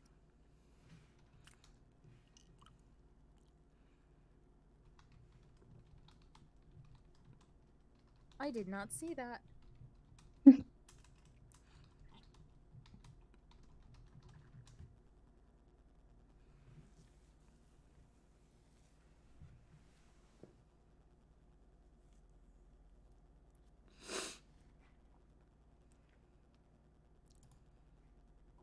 I mean, do we just want to...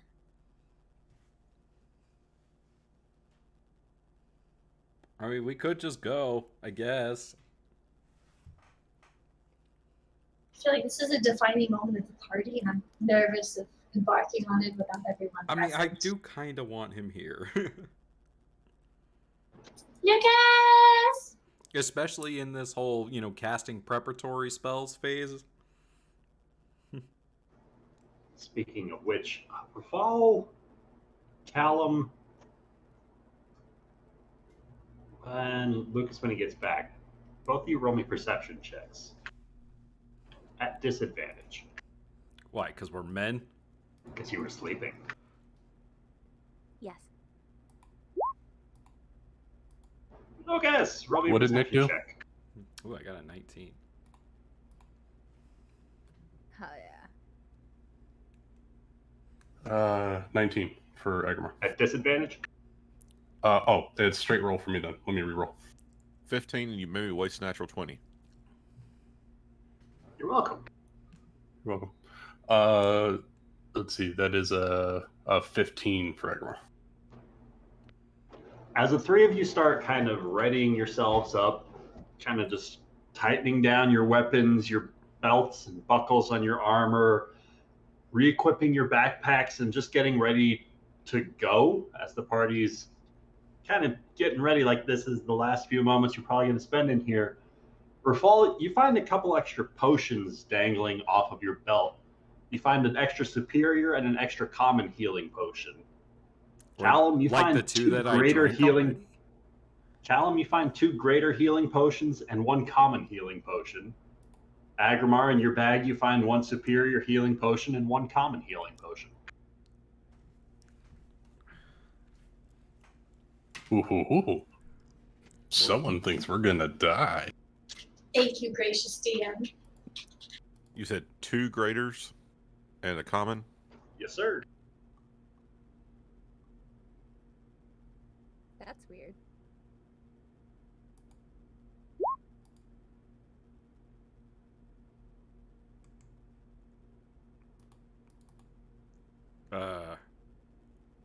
Rafal's is gonna like hold his up.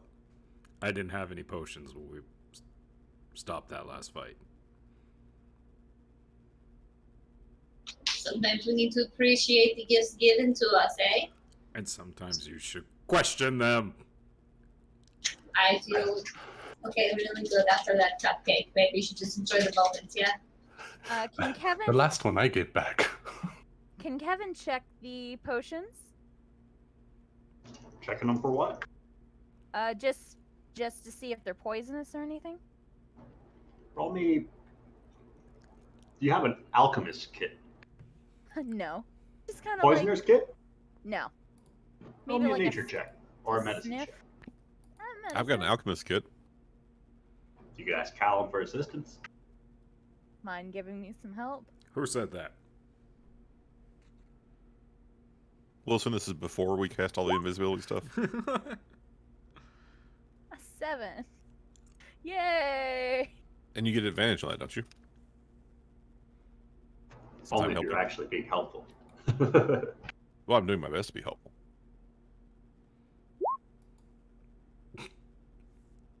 I mean, yeah, it's a health Toad's not potion. poison. It's not poisonous. I know that for sure. It's a health potion. Roll me a d6. Okay. A 4. All right.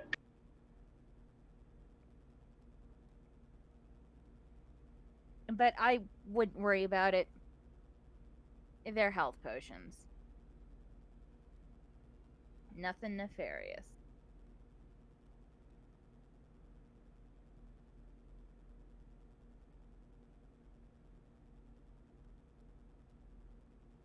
But why just the three of us?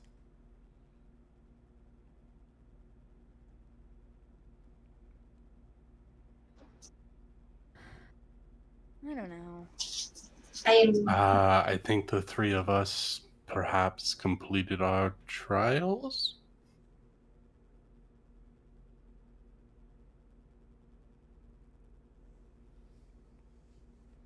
I just want to know who was slacking on their watch to allow these potions to be attached to people and no one noticed. That's what I want to know. Look, why... I didn't see anything, and I was paying close attention. Why don't we just go over to the Mummy Lord already? Okay. Yeah, let's go. I will go see friends. The first place we need to go is back to the room with the crystal. It's just through those What? double doors, right? Wait, why do we have to go back to the room with the crystal? What crystal? I didn't see a crystal. The one that Zara and Rafal and I went through. Okay, why? I have to return certain items. Okay. So you don't just want to go... You want to go the long way around? I prefer not to face the Mummy Lord with cursed items again. Why don't you just Oh, leave? you should have let me know that you had cursed items. I could have got rid of that for you. I don't believe you could have. No? Okay, well, let's go. I will lead the way. Nari will climb down the rope and start walking. She's going to check out the doorway first. Oh, I'm clicking buttons. Well, if we're gonna go to the room that Callum's talking about, we need to go this way first and go all the way around. Yeah, I know where it is. I just... Nari You doesn't know where it don't was. know where it is. Nari doesn't know where it is, okay? Sorry, you're right. She'll go to the doorway and be like, lead the way, but like, let me lead, but like, tell me which way. Is it to the left? Wait for us. Yeah. We don't go out of each other's sight. Do you understand? I will tie a rope to every single one of you, and we will be stuck. I have a lot of spells I'm trying to figure out. Leave me alone. You have a rope? No, I don't, because I never replaced the one you burned up. You entered into that willingly. I didn't. I didn't force you. That's why I didn't give you my rope. Who? Stay close, please. Single file line. Keep your hands and feet I am not getting in a single walls. file line anywhere. Sorry. I just realized I forgot I'm invisible. Whoops.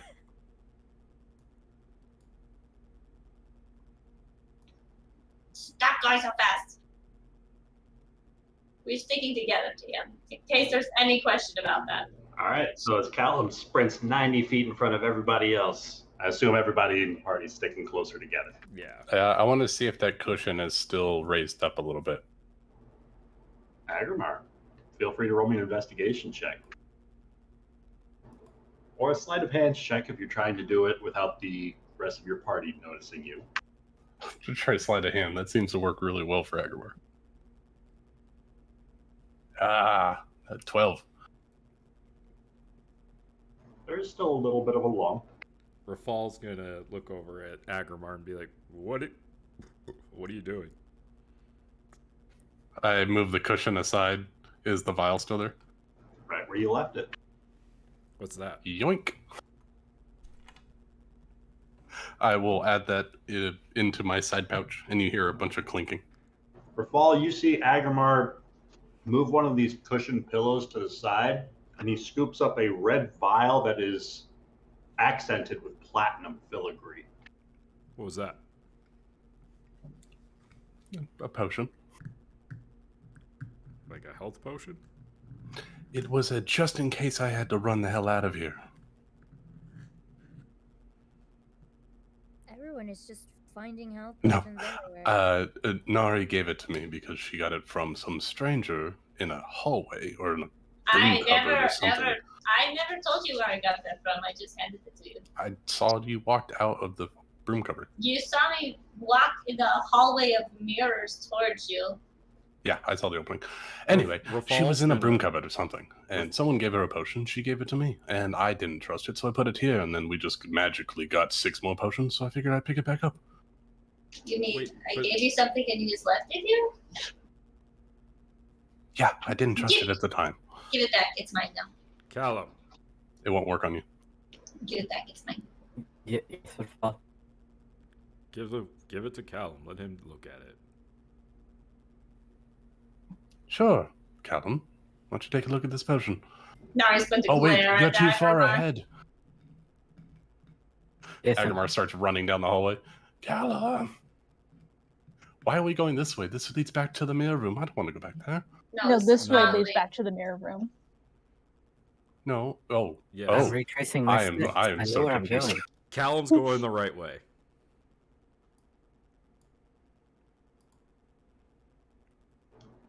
So the rest of the party just lets Agrimar sprint by him. Well, I mean, like, I in my head, Rafal calling for Callum means that Callum's gonna stop and come back to them. No, this way, Callum. God, you're killing me here. Just Callum falls through the space. let Ryan put Clip all through the the You're wall. gonna lines get together. shunted 10 years in the past. You better stop it. So, 2 questions. First, Ben, where's Callum going? Is he returning back after hearing his name called out? Yes. And how does he react to seeing Agrimar sprinting up the hallway behind him? First thing he does is look to make sure that Agrimar's not about to run over Zara. And as long as Zara's more or less out of the way, then Callum's just like, What is it? What? I have this potion that I stored under a cushion, and I want to make sure that it's safe. Okay. I'll take a look at it. Do you have a field test kit I can borrow? No. Those haven't been invented yet. Oh, I thought you were all about those things. I have alchemist supplies. I could attempt to test it for you. Beautiful. And he hands the filigreed potion over. All right, Mr. DM, what do I need to roll to try to check this I'll thing? try to aid if I can. What are you trying to check this for? Well, given it's a potion, I assume I'm trying to determine its use, so maybe an Arcana roll? So roll me a medicine check for that one. All right, a nice +0.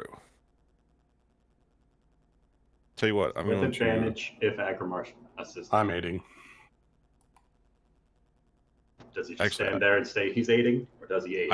I have an even better idea. I'm going to aid Zara, but I'm going to tell Agrimar. Give me just one moment. And he turns around and, like, holds it out to Zara, and as soon as she takes it, he, like, moves his hands and makes like he's casting a spell or something. You see the just potion vial just levitating in front of Callum. He's trying his best to keep up the charade for one person. I have a really good... Never mind. Not that good. What do I need to roll again? A medicine check. At advantage? Unless you're assisting Callum. Yeah, I'm assisting Callum. Is Callum assisting you, or are you assisting No, Callum? I'm assisting her. All right, so roll medicine check with advantage. I think he should. I have +0 to medicine. Oh, then why are 10. you guys doing it? Yeah, like Because I don't know, Agrimar, why did you give it to them and not to me when I specifically said give it back? I mean, I assumed it was going to be an Arcana thing. That's why I said Callum.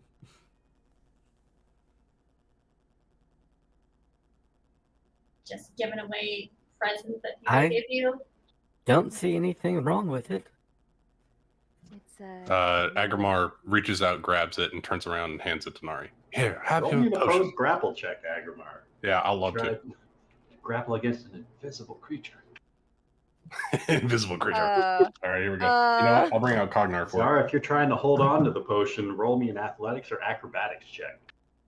Oh, I want to roll. I want to see. Just for 26. shits and giggles. Oh, I got a 20. Agrimar, you reach out and grab the potion, and you feel this kind of residual arcane pull of force on it, but it kind of quickly releases after you fully grasp your palm around the vial. There was no need for that, Agrimar. I was going to give it back. That's fine. I apologize. I don't mean to be rash. It's just a little jumpy this morning. All right, can we please go? I really would like to get rid of these things. Can we move now? Is it blood? You hear I hand the potion to Nari. No, it takes the potion. Yeah, it's, So, it has. just so I'm on the right page, only Agrimar and Nari are not aware that Kevin is still here, right? No, he has no idea. Okay.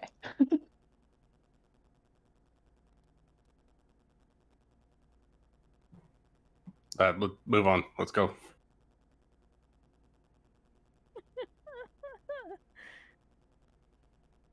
Who says while we're dealing with trauma, we just can't have a little bit of fun? I mean, who's to say what's going to happen in battle? If I can't see you, I can't exclude you. Oh. Well. Don't worry, if we get into battle, she'll be invisible.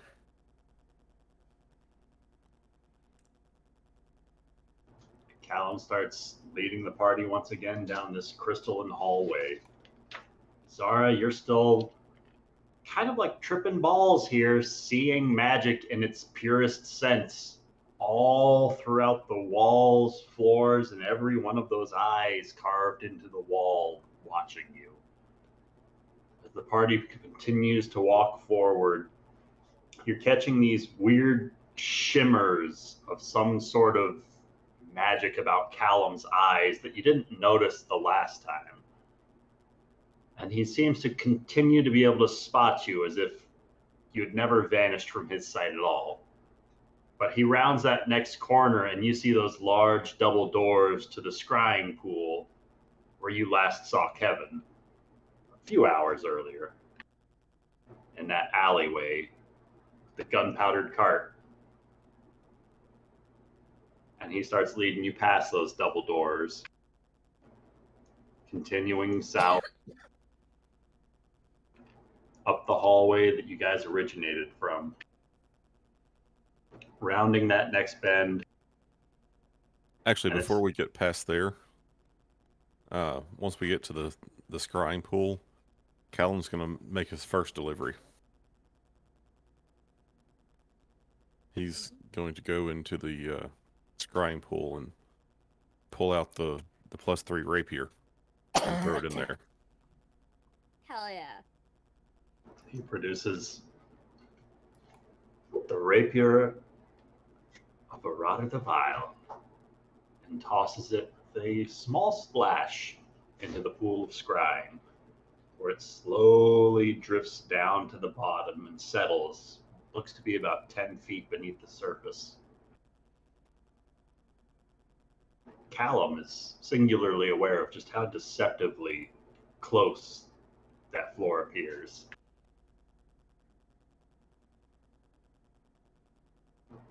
Callum, as you do this, there's this faint kind of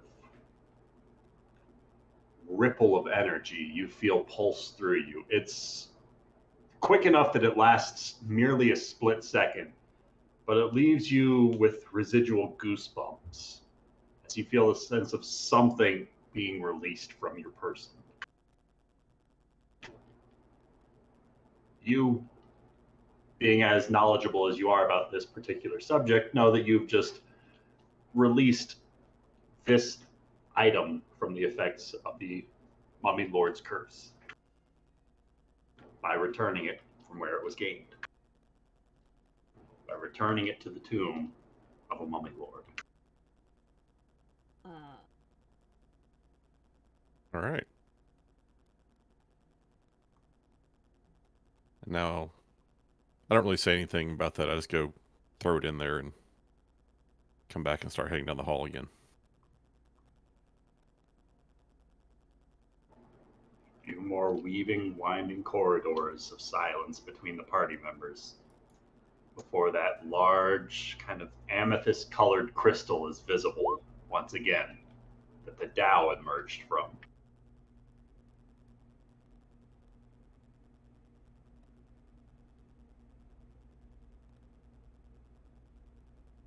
Yes, this is the crystal you're talking about, huh? Look at that thing.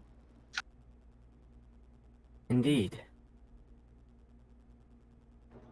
Do I Callum, see the Tao anywhere?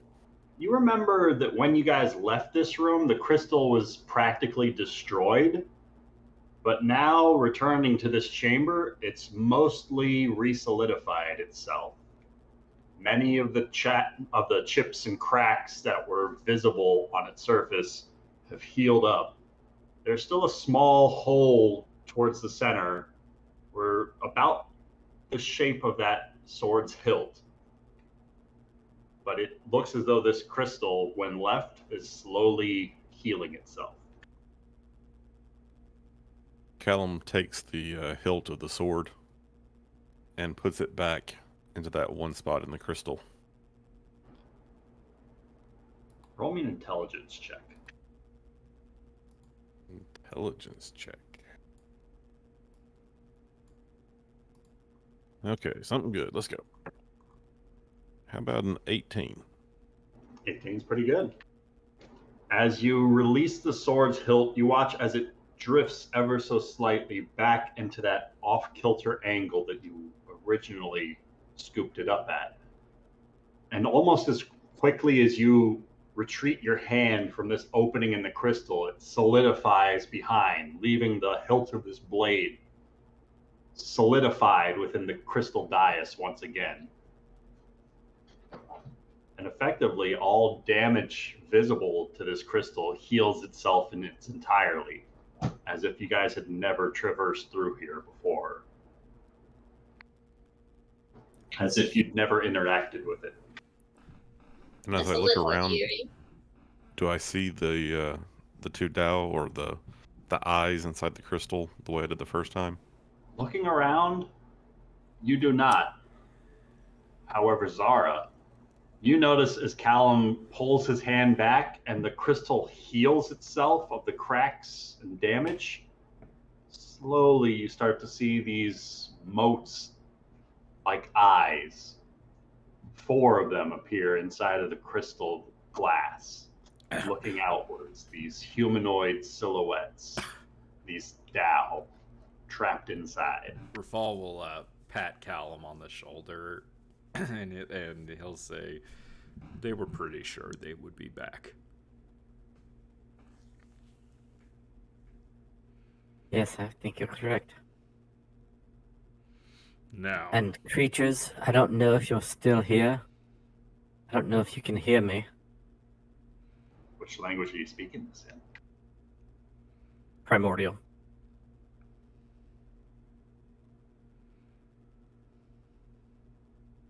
But I return your rubbish. We took it from your defeated bodies to have some recompense for our trouble.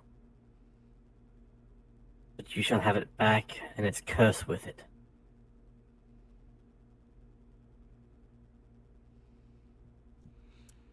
right. And he just basically tosses the 2 necklaces down on top of the crystal.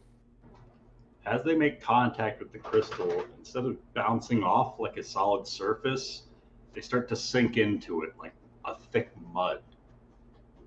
And after receding for a few inches beneath the surface of this crystal, Zara, you see a hand scoop up these 2 necklaces as they fade from sight from the rest of the party. And this time, Zara and Callum both feel this residual feeling of energy, as if you've just been empowered by something. This tingle at the back of your spine, present for only that split second, that leaves goosebumps all up and down your skin. All right. Rafal's gonna turn to everyone and say, Rafal, a second later, you feel that same energy wash over your own person. he's gonna smile and he's gonna say, "Everyone ready? Here we go." And Rafal's gonna walk up to those double doors and shove them open like Aragorn walking into Edoras. All right. Or Helm's Deep? That was in Helm's Deep. Helm's Deep, yeah, where the King Theoden was getting ready to charge, right? Yep. Well, no, I'm talking about like when he walks back in after he got all like beat up by the orcs and shit. You know, like where he pushes open the double doors. Oh yeah. He fell in the river and Yeah, then came yeah. back. Yeah, that was Helm's Deep. Helm's Deep, right. Rafal, you burst open these double doors to the north of the Crystal Dais chamber, revealing a shorter stint of a hallway, though much wider than some that you have previously traversed through this crystal palace. Every foot of these walls are also etched in those same eye markings, ever presently seem to just be watching you. He's gonna get to the next pair of doors and he's gonna fling them open. All right, where's everybody standing as the second I'm double running over door? right now. Sorry, Nick was right getting up ahead of next to him. himself. I gotta be within 10 feet so I get that movement bonus. Dang it. My roll 20 is lagging. Same. Damn it. We need to hurry up and get off this map. It's crashing. The map's too big. My roll 20's crashed like 3 times already. I'm like, this map! Mine's been fine. Okay. I didn't get a chance to discuss spells, but I didn't prepare too many like full combat spells. I did some healing stuff. Is that all right? I'm glad you're choosing to bolster your party with this confident knowledge now. I'm trying to be a better person. Tell it to their corpses. I As will, these doors as I heal them. are forced open. The map will move when I move the map. As these doors are pushed open, a large chamber becomes visible beyond. This huge chamber edged by a broad floor surrounding a sunken lower level gallery, reached by way of sloping ramps on the north and south end of the room. The center of the lower level looks to be a diamond-shaped pit descending some 100 feet or so. Flanking the openings of this pit are two tall crystalline figures whose amber eyes are just watching you. There's a sort of bisected view of this room to give you guys a better sense of the depth, as well as that lower walkway's positioning. Right in front of us. There's a 10-foot ramp.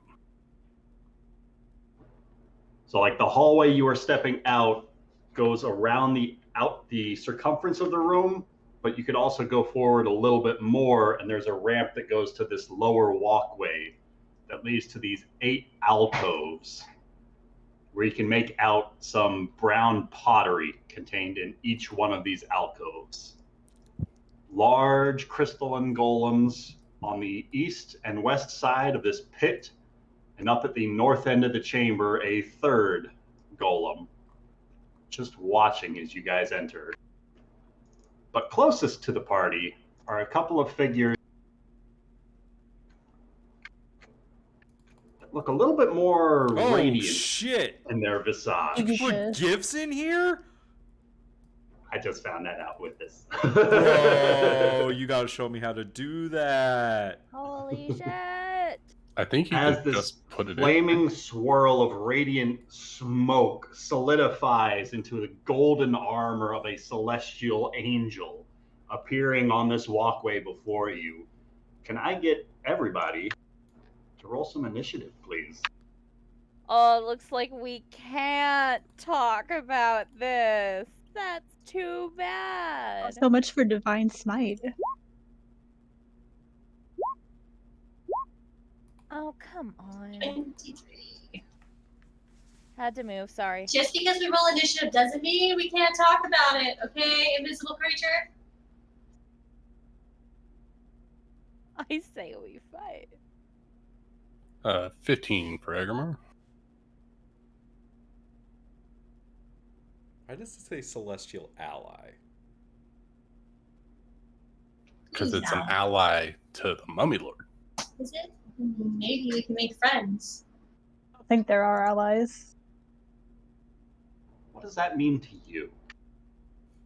Religion check. What is this? What's this gift from? Diablo 3. Okay, Diablo I thought 3. I recognized it. And then the other angel's from Magic. That one I recognized right away. I'm like, that's a Boros angel. Yeah, it is. You know, I almost made for false armor look like who's the head angel? Oh, Aurelia? So- The war leader? Yeah. Actually, that's Agrimar. Before wizards took away my fun spell, that was Agrimar's otherworldly form. What were you going to say, Ben? Trying to come up with a name.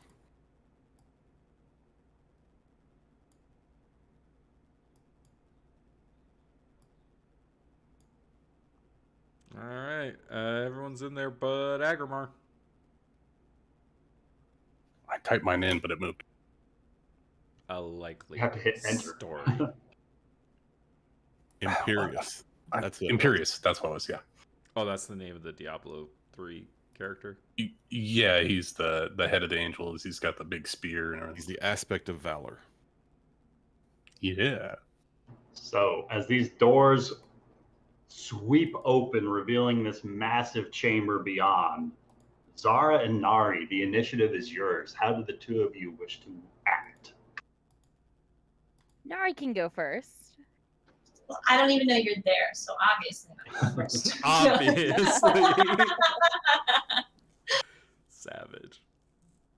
I don't know. I don't. we didn't agree on if we're fighting or not. So Nari's just gonna like take a step into the room. And be like, oh, hello there. What brings you to such a lovely? She like looks around the room to get the like enormity of it once more. Saying that in common? Yeah.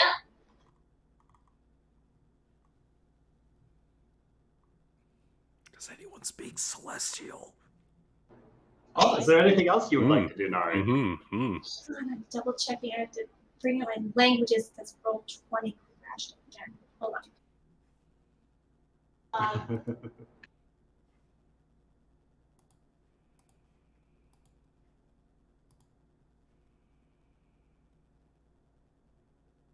Hello, my fellow angel brethren. What up? What up? Yeah. It's your boy Imperius. Agmar just scrolls up. What up, fam? What up, fam? Oh God. Yeah, no, Nari's just gonna stand there and kind of like, she's holding her weapons, like, kind of like tensely, but like not super aggressively, like I'm gonna beat you with it, but she's prepared. Yeah, like you're gonna beat them with your weapons, just not aggressively. So like she has them out, okay? She's prepared. That's all I'm saying. She'll hold an action if there is a hostile action towards anyone in her party. Like if it's one of these. No, she's not right close enough. So yeah, no, that's it. That's it. So holding an action or not? No, I'm good. All right. And in the same second, what's Zara doing? Zara is stepping into the room and she's going to activate the wings and fly. How high is the ceiling here? Ceiling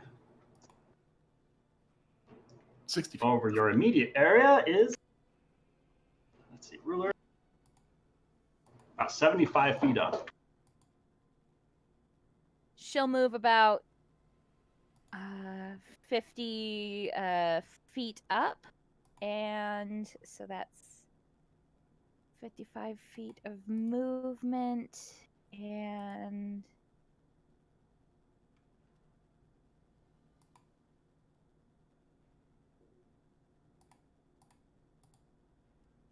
sorry, just had to check one more thing, and move 5 feet to the left for my full movement. To the left, All right. to the left.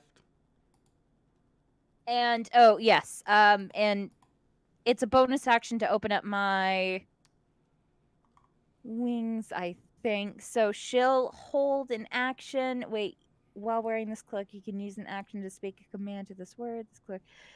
Never mind. You've been cheating this whole time? I think I have. Well, I've been following Nick's lead, and Nick, I'm just... What? Not all capes billow as a bonus action. Well, I'm just a badass, I guess. I got to use the wings in combat like once before I gave them to you. Yeah, so I guess I end my turn. All right. I'll hold up Bonus my, action hide? Yeah, bonus action hide. With your vantage point up high in the sky, you can see the golem on the right-hand side of the pit. It looks to have the symbol of a book emblazoned across its chest. As it slowly turns around about 45 degrees from staring at the golem opposite it towards this entryway at the south of the room.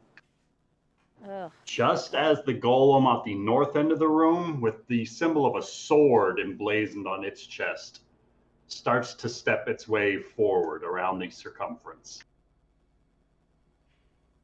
Did the one we met have a symbol on its chest? I believe that one had an eye. Divination room.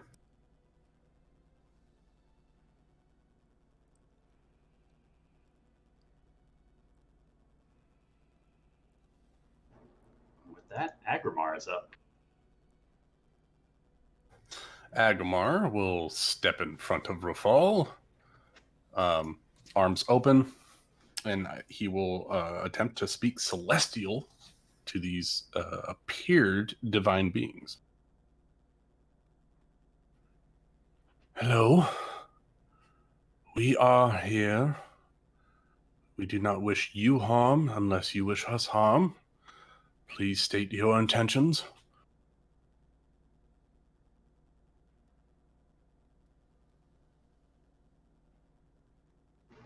Anything else?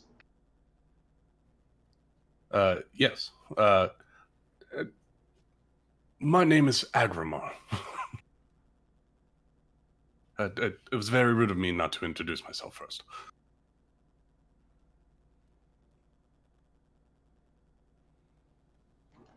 They look at you as if they can understand the words you're saying, and you see the one at the back just scoff.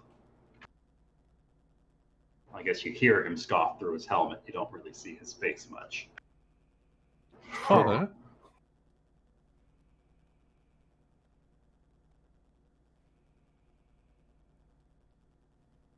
And whom might you two be?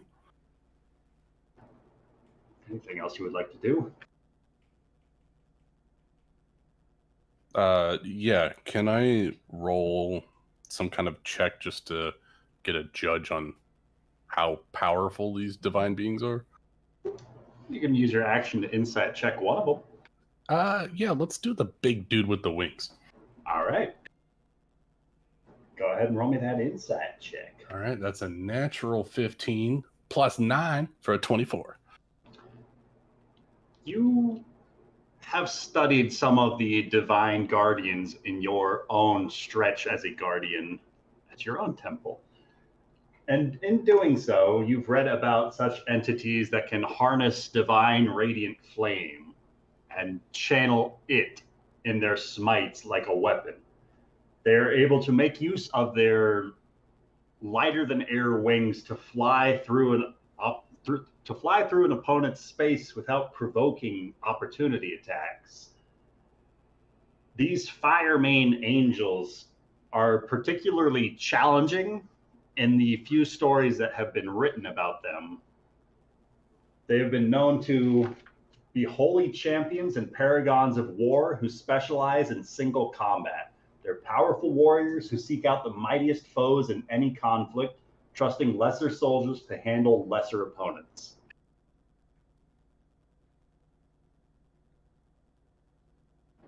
They are resistant to fire and radiant damage, as well as bludgeoning, piercing, and slashing from non-magical attacks, and immune to the charmed, exhausted, and frightened conditions. And they have true sight. Well, I don't know why we would need to know if they have true sight or not. But Well, you tell me, why did you read about it?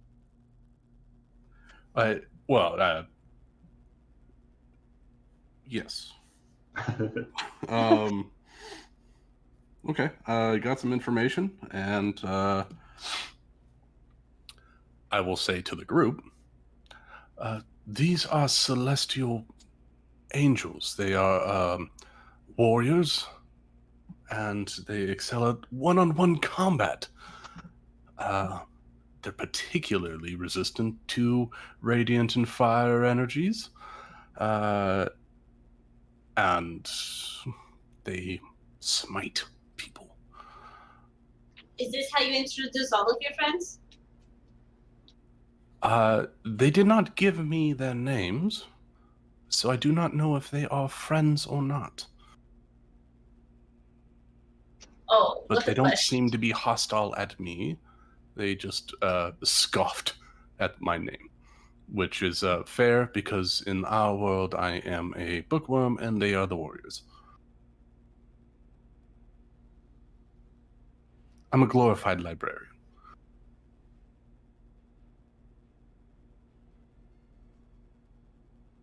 Anything else the glorified librarian would like to do on their turn? Nope, I'm just going to crack open a seltzer water and let chaos ensue. All right, Agramar produces a seltzer water. I do cheers them in the air. Rafal.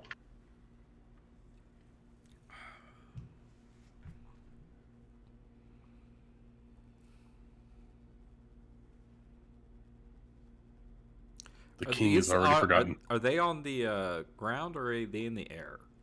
They're currently on the ground, but the one on the left visibly has wings, and the one on the right, there's this sort of faint aura about them that looks to make them weightless, like they can fly as well.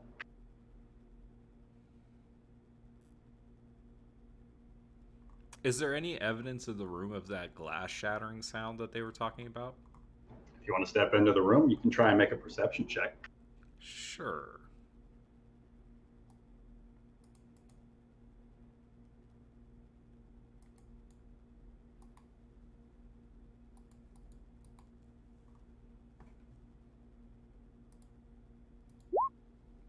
Nine. Looking around into the room, you don't see anything immediately on like the circumference balcony of any sort of shattered pottery or glass or anything like that. But it's a large room and a whole lot to look at.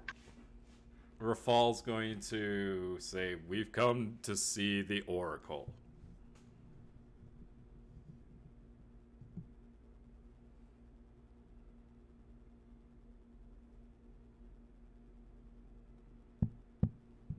What language do you say this in? He says it in common. All right. Anything else Rafal would like to do on his turn?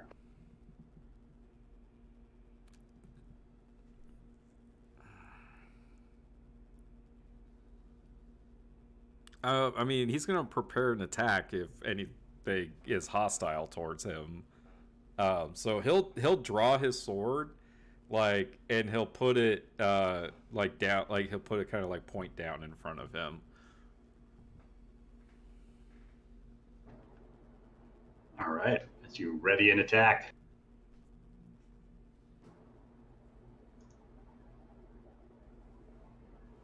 The one at the back, who Agrimar was giving the ocular pat down to, lifts his wings that starts to rise him from the floor as he floats upwards 10, 20, 30 feet up into the air as he begins to drift upwards, getting closer to where Zara's at as his gaze shifts up towards her. He says, "As I understand it, you're here to destroy the Oracle and all that she has wrought thus far. For these transgressions against the existence of life, it is my sacred duty to exterminate you."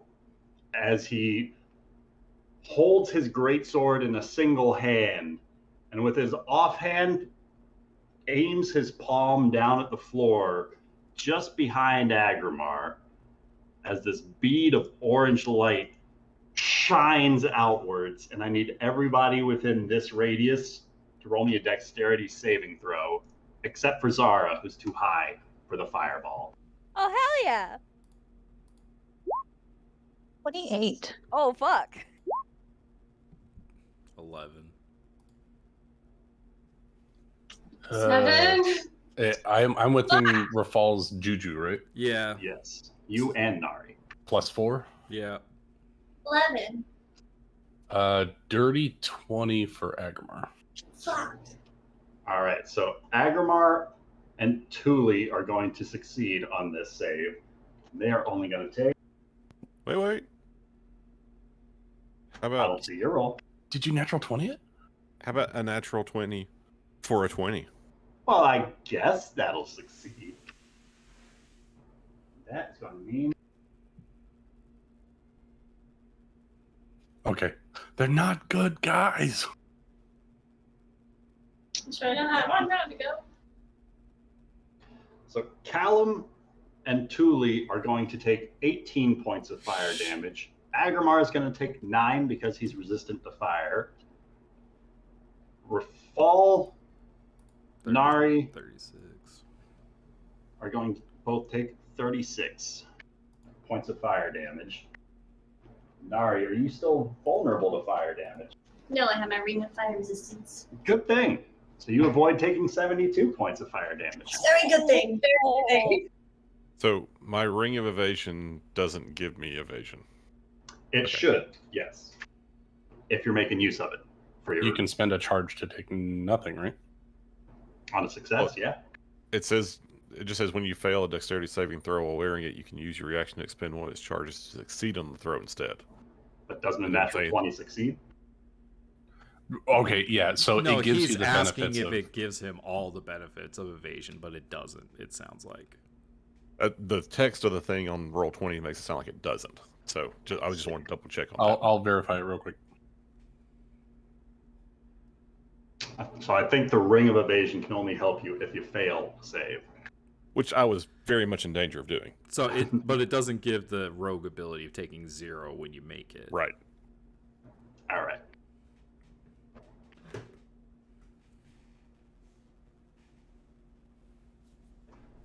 As the golem on the left half of the pit slowly rotates around to look at the doors to the south, and you can see this circular spiral pattern on his chest as he's just looking to the south doors of this room. Thule. All right. I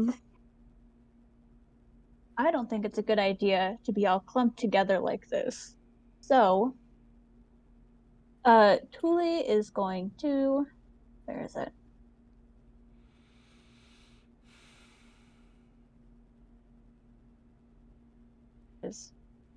She's going to use Dimension Door. All right. Bringing anyone with you? Or trying to?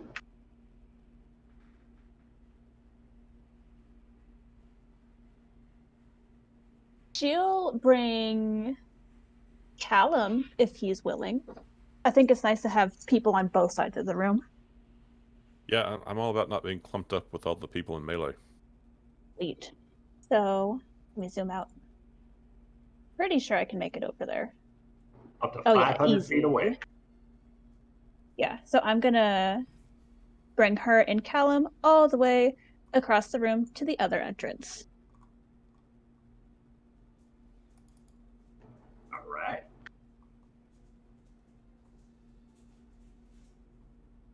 What's it look like as Thule dimension doors across the battlefield?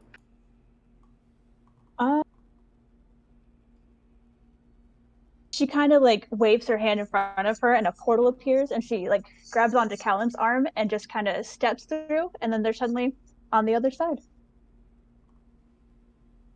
Anything else you would like to do on your turn?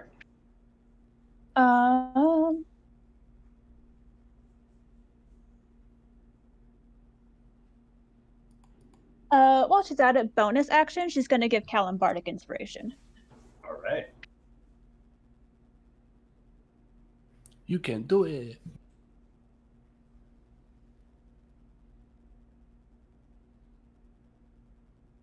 And that's it. All right. As the more red-skinned celestial starts to drift up into place, lifting himself about 20 feet up off of the floor, as he looks down towards Rafal and he says, "You can call me Zachariah, and he is Uziel. As we understand it, you are on a path wrought for destruction and devastation. It will spread far and wide unless it can be stopped here and now." And he is going to draw back from one hand to the other as an invisible great bow appears in his arm as this radiant bolt fires out towards Zara. Damn it. Just for the record, Ryan, this is why they attack first and don't try to talk. So you're just training them to do it. We gave it Oh, around. yeah, we let's tried. talk. Let's talk to them. What Let's could talk to the happen? flaming angels. We weren't really good conversationalists. Let's be honest. Okay, I get it. I'm very bad at talking to people. Leave me alone. I'm blaming Ryan, not you guys. I mean, when have we ever? Okay, the blue dragon, I'll admit. We fucking twice, okay? Don't. Yeah, that was Shoot great. first, ask questions later. We can do that. Yeah, apparently. As long as they have a body, we can ask questions later. Yeah. Zara, that's going to be a 12 and a 13 to hit. Let me check. because this man has some weak fucking sauce. Yeah, no, he has some weak fucking sauce. He can So see me, right? He fires, True and sight. They he can see. fires as if he can't see you, as these bolts of radiant energy just explode across the crystal wall behind you. Yeah, I would imagine like Zara's not even going to move or flinch, but she is going to show 'em up yours, buddy. You know? All right, with that, Callum is up. Hey, Callum's gonna take a look around and see if he sees any sign of the broken jar. Roll me a Unless that's an perception check. action. That's not gonna be a full action, is it? This will be your interact with objects, effectively. Okay. That's gonna be a 17, I believe. All right. Yeah, plus the perception. Looking around the chamber, all across that lower walkway, you can make out the sort of broken, ruined pottery around this outlet, where it looks as though some larger brown pieces of pottery have chipped away from inside of this alcove, spilling out onto the walkway beneath it, as well as sand just spilling out. Okay. Callum is still wearing his slippers of spider climbing. So he is going to double move and try to get as close to that thing as he can.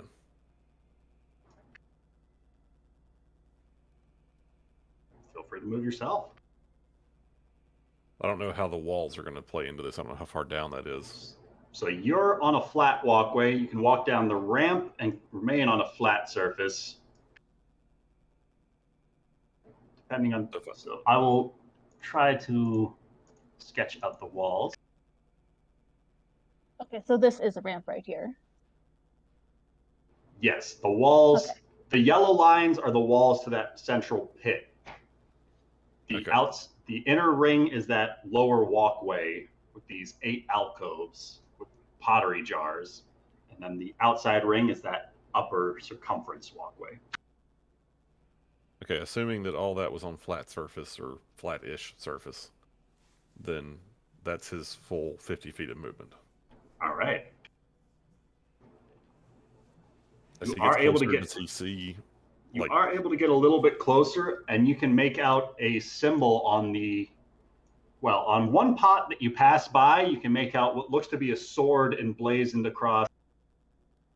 Now, it's very difficult to find the iconography of a canopic jar without something appearing very devilish and evil and super like demon-like this. But there's also not a whole lot of imagery that is more artistic in style and not like real life photographs of what the Egyptians canopic jars look like.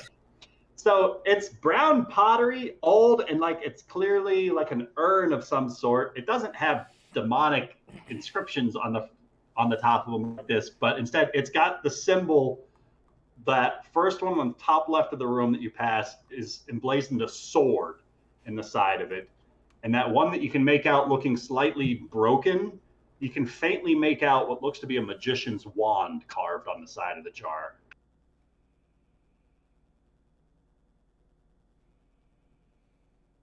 okay, you know what? Callum's actually going to stop right about here. He's going to step up to the one that has the sword. He's going to try to break it. All right. How do you want to break a jar? He's going to swing his +2 wand at it. Roll me that attack.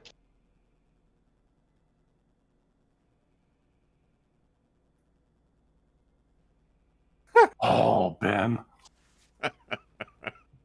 Oh no. You swing your wand and you clip the edge of that alcove. Like swinging a bat, and your bat's a little bit too long to make it inside of this little window. Okay. Well, that's Rachel, Callum's that was a turn. natural one if you want to take tally. Thank you. With that, Zara is up. Well, I mean, that man just fired upon me. So, free game. That man can be murdered now. I would like to attack that man right there who tried to kill me. And I'm going to fire the light crossbow. Hey, for the record, at that him. seems totally fair. Yeah, it is. I mean, Self-defense. He's been nothing but an angel. yeah. Angel with a crossbow bolt sticking out of his chest. 20. Wait, do any of these people have spears on them?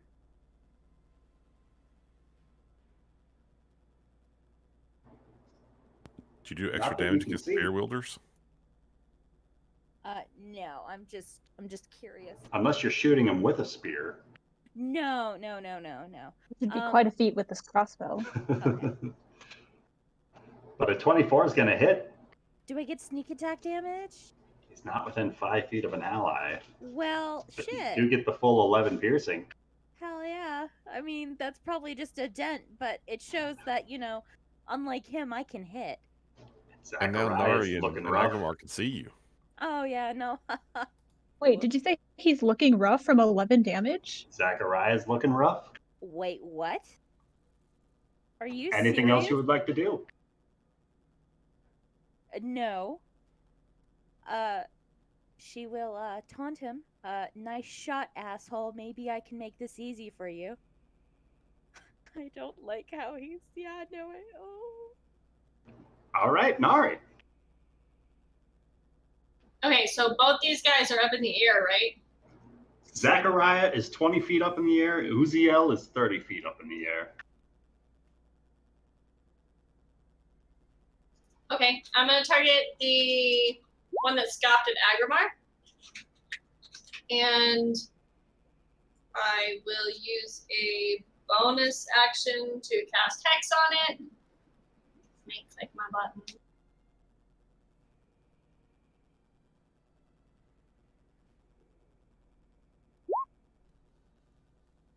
So that'll grant me 5 necrotic every time I step. Give you D6 every time. Yeah, you know. You guys know what I mean. You got it. And No then cheating. yeah, okay. Fuck. I didn't think this one all the way through, guys. I'm sorry. Because you can only do one spell. Damn it, Amanda. You have a cantrip? Yeah, I can do a cantrip and a spell? Well, Hex is a bonus action. Yeah, so I can still cast a cantrip spell? Yeah, you can still Eldritch Okay, Blast. I thought you couldn't do 2 spells. You at can, as Two long as level one of them spells. is a cantrip. all. Okay, cool. Yeah, so then I'm gonna Eldritch Blast him. Both. Is it 2 or 3 shots at him? I get 3 now. All 3 at him?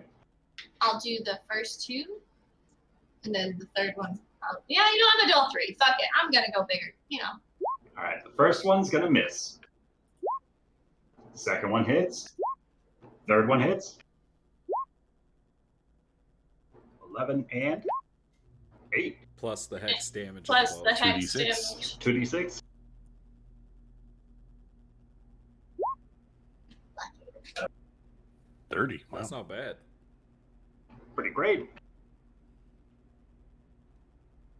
Anything else you would like to do? Yep. I am going to move to here. That's way too far. I'm sorry.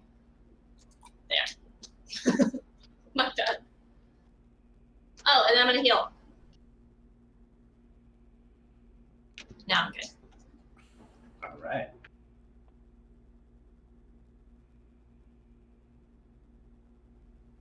And with that, the golem with the book on the right-hand side of the pit continues to just observe as the one with the sword now looks down across the walkway at this small gnome who just took a swing at this canopic jar down below, and he leaps down onto that lower balcony with a crash onto the sandstone. And he's going to look out towards you. Callum, look out! He's going to step forward 5 feet, raise up both of his fists, and try to slam you with each one of them. Can I cutting words one of the attacks? Sure thing. One of them hits. What's the range? 60 feet? 60 feet. Both Nice. going to hit. With a 24 on the first and a 21 on the second. I'd like to cutting words to 24. All right. No, you want cutting words to 21 because it's more likely to get it down to a miss range. I wouldn't worry about that. Oh no. I don't know what that term means, so I That will means not do that. Callum's AC is very low. You would have to Yes. hit like a 10. So my question for Lucas is, what does Summer want to do? She wants the cutting words, the 24. Well, I'll let Summer decide what Thule does then.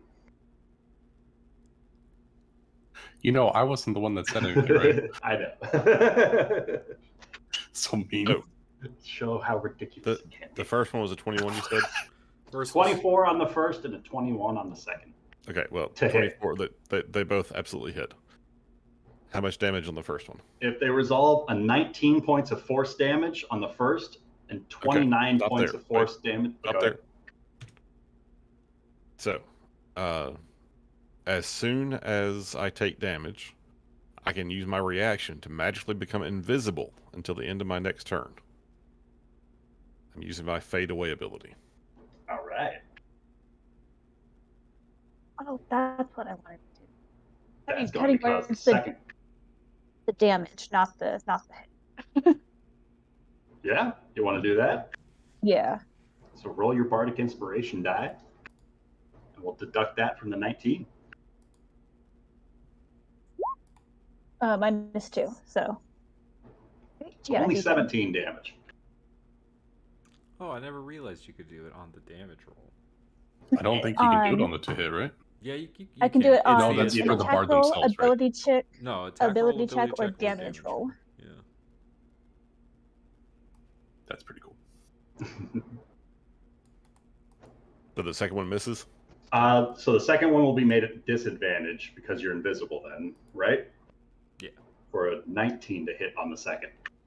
Okay, that's still going to hit. For 29 points of force damage on the second slam.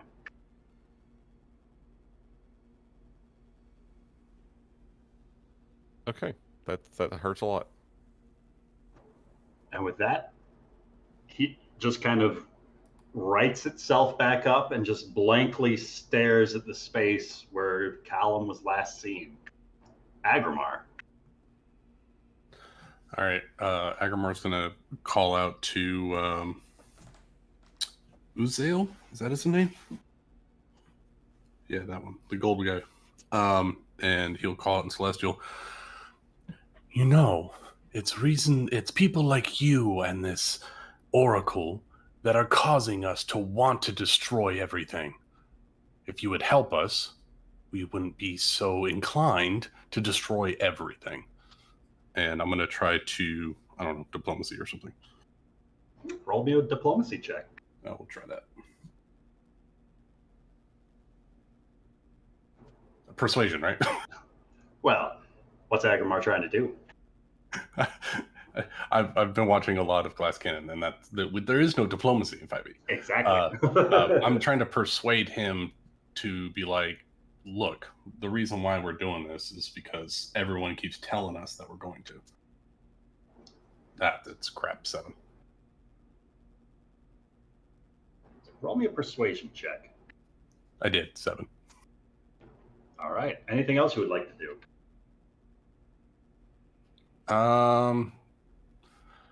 Yeah, looks like you guys got it all up here. I'm gonna move down. Did I hear? Actually, before I do that, did I hear our lovely wizard cry out in pain? Oh yeah, I'm sure he made some noise. And Ryan, can I see him from this upper deck? You cannot. He's invisible. Right. Okay. That's good. That's good to know. All right. Yeah, I'll just I'll move over here and try to get a better look at this sarcophagus thing. Just ignoring these angels for the moment. Sure. Rafal.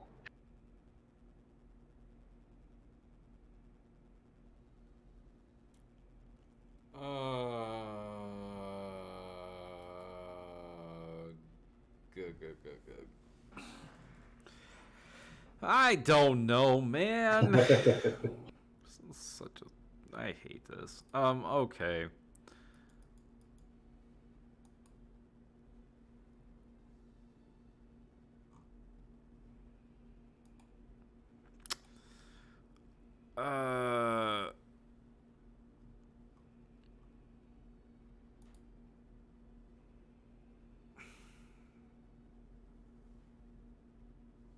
Did Agrimar said these things can't be charmed, right? Correct. Yeah. Okay, never mind. Yeah, I relayed all the information. I just didn't do it very well. Fuck it. Rafal's gonna burn his 4th level spell slot. He's gonna reach out his hand and he's gonna cast Banish on that guy. All right. Is it charisma save? It is indeed a charisma saving throw or be banished.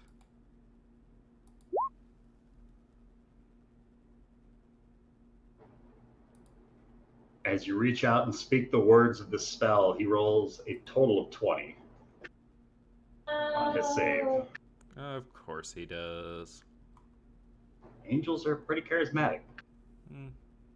Oh, I don't have anything that can get up there, so...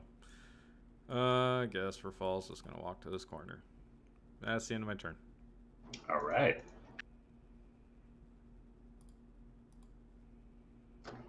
As the one 30 feet up in the air is going to swoop down behind Agrimar, grabbing hold of his greatsword as he does so to make a couple of slices at Agrimar as he tries to fly by him. Agrimar, the first swing with the longsword is going to be a 27 to hit. 27 hits. For 12 points of slashing damage and 18 points of radiant damage. Second slice of the longsword is only going to be a 12 to hit, which is going to just slice off of the back of your armor. He's going to go 30 feet to there. 5, 40, 45, 50. 50 feet out to there. Flyby attack, right? Yes, sir.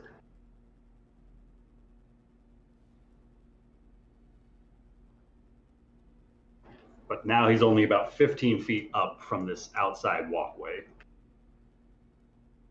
As the golem with the circular spiral on the left-hand side of the pit just seems to watch Rafal as he starts circling around the room. Thule. Alrighty. Gonna move right to here, to the edge of the ramp. How tall is the wall?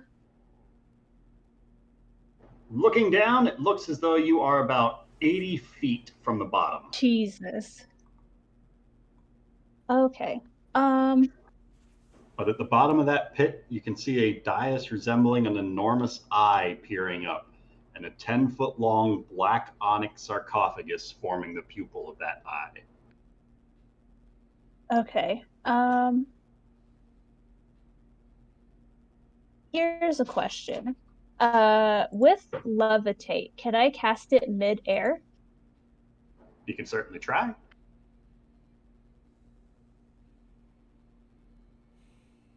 Like I'm gonna try.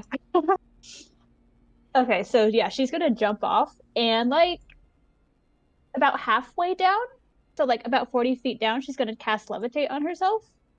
Kind You know what? Make it 50 feather fall feet yourself. down. All right. Yeah.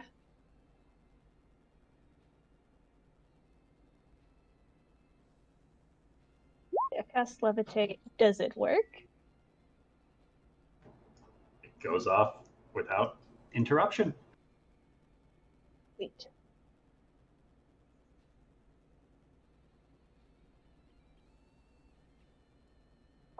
Yeah, that's it.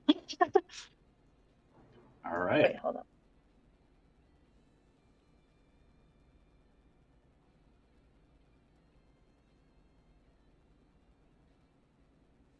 Okay, yeah, that's it. All right. So you're about 30 feet above the sarcophagus right now, 30, 35 feet. And with that, Zachariah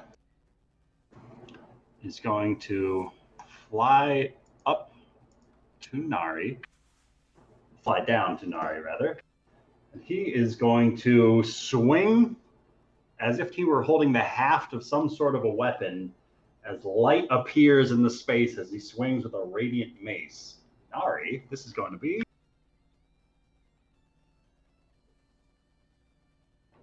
a 23 and a 10 to hit.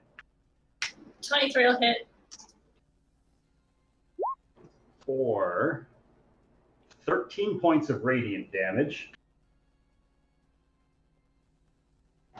And Zachariah looks to heal a little bit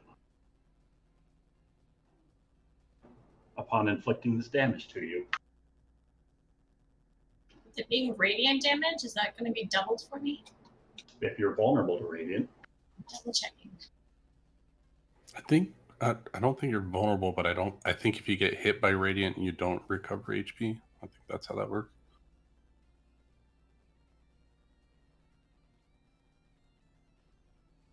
So you are going to take 26 points of radiant damage. And while Zachariah was looking rough, he's looking fine now. Oh, I'm going to murder this guy.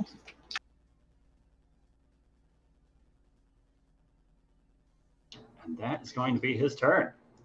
As he just looks at you, says, unfortunately, you're all agents of chaos. I wouldn't expect you to understand order and justice. Callum. Okay. Well, Callum's not very happy with what just happened there. So while he's invisible, he is going to back up and cast Mirror Image on himself. All right. As you step back away from the golem, you notice it doesn't seem to notice you stepping away, as if the golems do not see where you are. And with your intelligence, you're able to piece together these golems do not have true sight. So you don't provoke an attack of opportunity stepping away. I was kind of counting on that.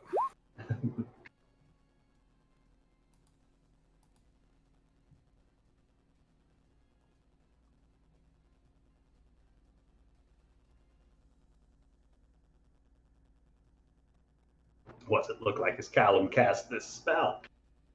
Doesn't look like anything because he's invisible. Till the end of your turn? Till the end of my turn. All right. Anything else you would like to do? I think that's all I can do. It's a move and an action. All right. So at the end of your turn, multiple images of Callum appear opposite from where Agrimar started to look for your ally. So Agrimar, from seeing no Callums, you suddenly see 4 Callums standing opposite you. Nice. Zara. Okay, on the ceiling, is there anything to hide on, or is it just like a smooth ceiling? It's kind of angled to a peak. Okay. But those angled ceilings are relatively smooth crystal surface with eyes carved into every foot. I don't know where you just put my camera, but it is black. It's so she can see for her height. Oh, thank you. Oh, I didn't know that existed. Okay, sorry, trying to get back. Would I be able to...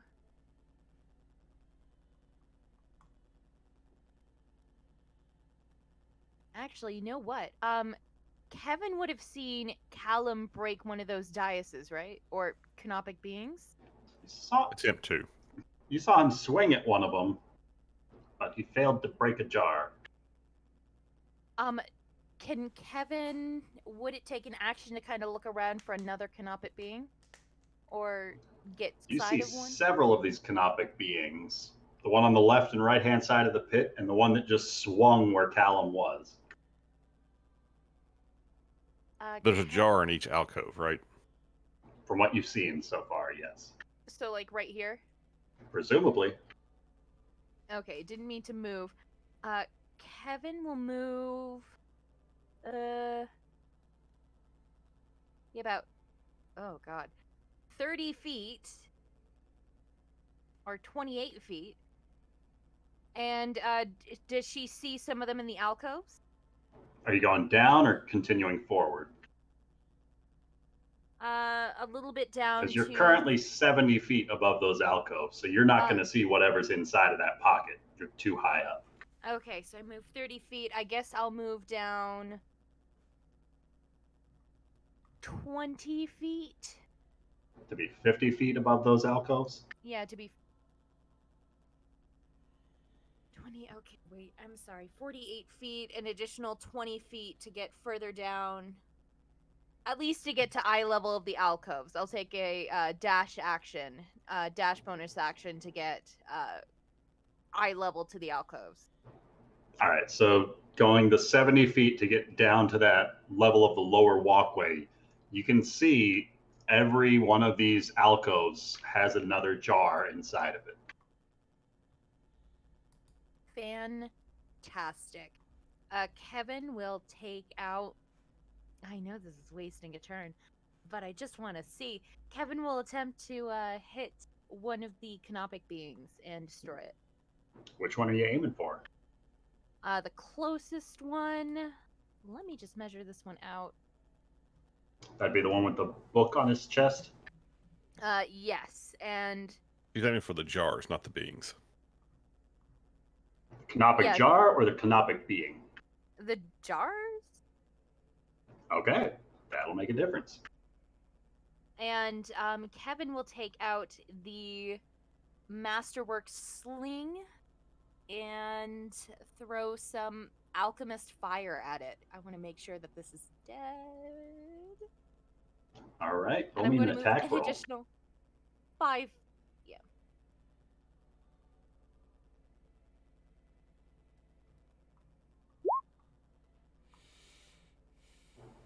As you launch a vial of alchemist fire out of your sling, it arcs forward about 20 feet before slamming against the side of that jar, and in doing so bursts the brown pottery. And you can see as the jar kind of explodes what looks to be the iconography of a flame inscribed across the side of the jar as its sandy contents start to spill out as you destroy this pottery in this alcove. Did it do anything? You broke the pot that you were aiming at. Okay, well, I did something. I wasted a turn. I'm done. Actually, wait. I will move, since I took a dash action, I'm going to move, okay, 70 feet. I'm going to move 50 feet up.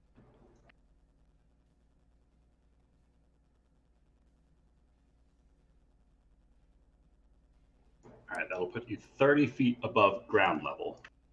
Yes. All right.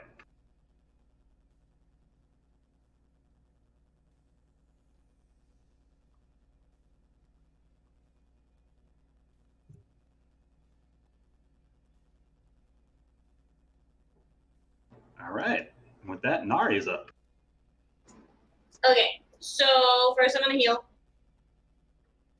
And Not only then, take radiant damage. oh, fuck, you're right. Damn it. Not gonna do that. And did you maintain concentration on Hex? Okay, all the questions. These are excellent questions, Tina. So roll me Yes, a I Constitution save. Okay. Okay, now I'm ready. But I'm gonna have a question after I roll my flail. But first, I'm gonna try and attempt to, because they're still in melee range, right? He's still right there. Okay, good. I'm gonna try and hit him. Wow.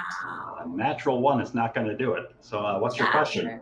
So my flail, I now have life drinker, and as when I roll, if I actually hit 2 roll damage, I just want to make sure if it's automatically in there or if I need to add 5 to it. And just let me know.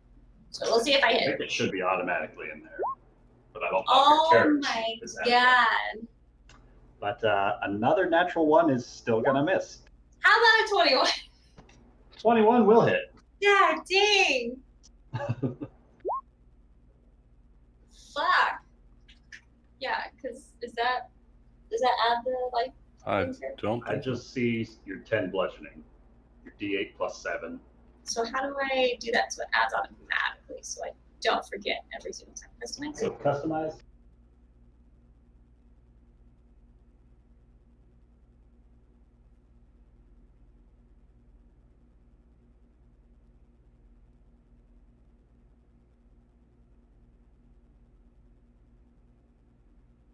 How do you add extra dice to a weapon's attack? It's not dice. Yeah. It's just Oh, never mind. Your charisma modifier. So try that again. See if it added that damage bonus.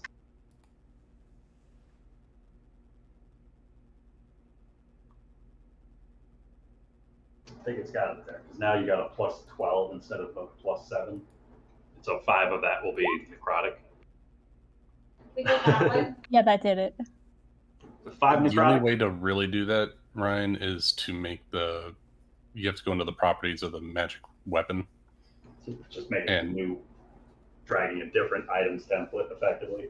Well, yeah, I mean, you can keep the same item template, but you just have to go down to like additional modifiers, and then you have to add damage, and then or whatever. So Amanda, sounds Or like you bad need healing. to talk with Lucas about that.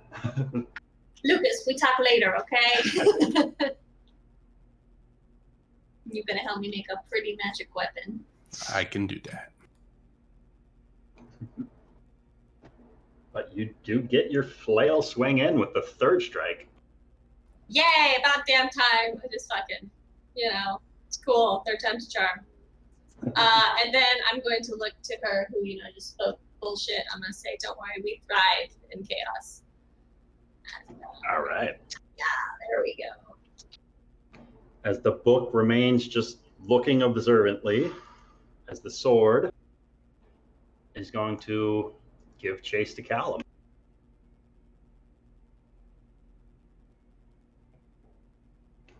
He's going to move 30 feet closer to Callum, but doesn't have the movement to close that gap. So he's going to rear back with his fist as if he's grappling hold of some invisible energy. And Zara, you can see the arcane magic seem to solidify within his closed fist as he throws forth this crystalline dart up at Callum. Callum, this is going to be an 18 to hit. One of your... The D20 Sorry. roll? Yep, D20 roll. 15 on the first. Okay, 19. Oh, you're rolling the D20. To see if I'm hitting a mirror image or not. Okay. Let's see.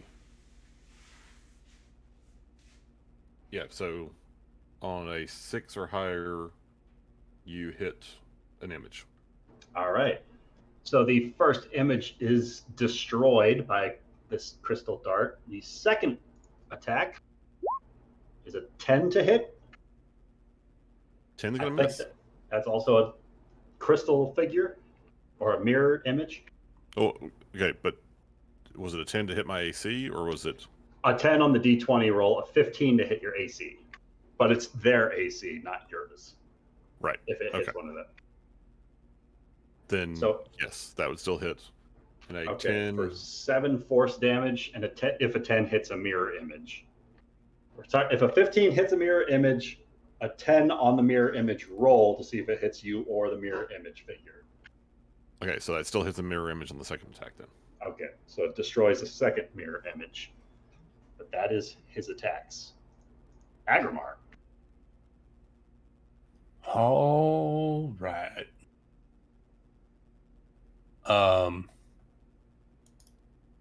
Agrimar is just going to flip the bird to this creature attacking Nari. And I need it to make a will save. He's looking the other direction. Wisdom save. I swear, if you bring it down by flipping it off, I'm gonna be a little disappointed in myself. That's a 13, which I don't think is going to succeed. Fails. 3d12 necrotic. Nice.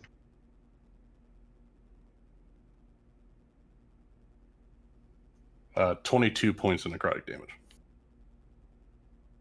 Zachariah's looking rough. Cool. I will use my movement to move down this ramp 30 feet. Is that right? I mean, you moved yourself 30 feet.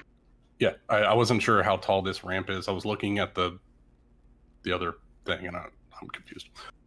You're doing right. All right. Now, this sarcophagus, that's like another 80 feet down, right? So for that, I can show you this. Because I was looking at the side cut, and I'm trying to figure out how to get down to that stupid thing. You gotta jump off of the It's ramp. 60 feet down from the shelf that you're on.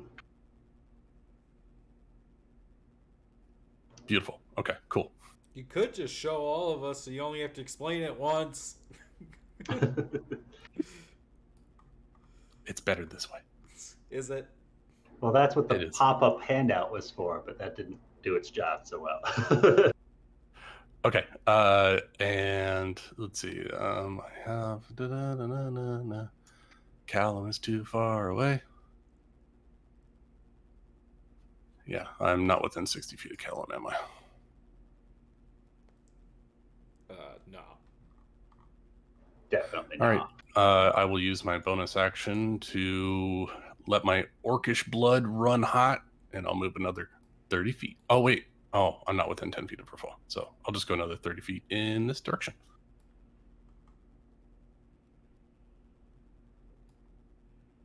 And with that, Rafal is up.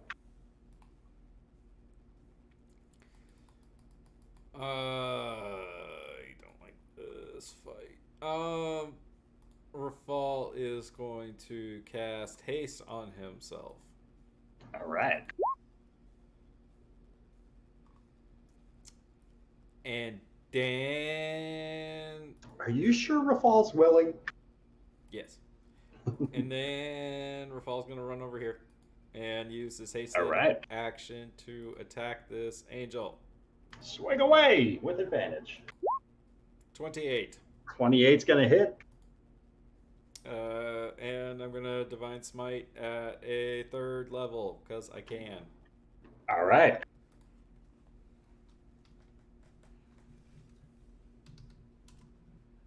So 20 more points of radiant damage. That's 34 damage. You destroy Zachariah. What's it look like as Rafal cleaves an angel? He's not happy about it. And of all that crap about not being just and stuff, Rafal just looks like upset as he does it. But he is going to use his... Can I use a reaction to get their soul? Please don't You take try. an angel's soul. Another I'm one. hungry. Another. I'm- Ugh, that's worse. God. Do you get your channel divinity ability off for that? I was just gonna say, yeah, I can use my inspiring smite, but I think I'm gonna hold on to it Okay. because I only get to use it once. It's not like before with the test material where it was over and over. Then say that out loud. Yeah, I'm gonna use a reaction to try and take their soul. Sorry, Rafal, don't look at me. I mean, he's gonna watch it happen, right? Well, I mean, just close your eyes. Just imagine. What's it look like? I don't even know what it looks like when Nari steals someone's soul. Okay, that hurts a little bit. You know what? No, fuck you. You and your fucking rubies, Rafal. Fuck you, okay?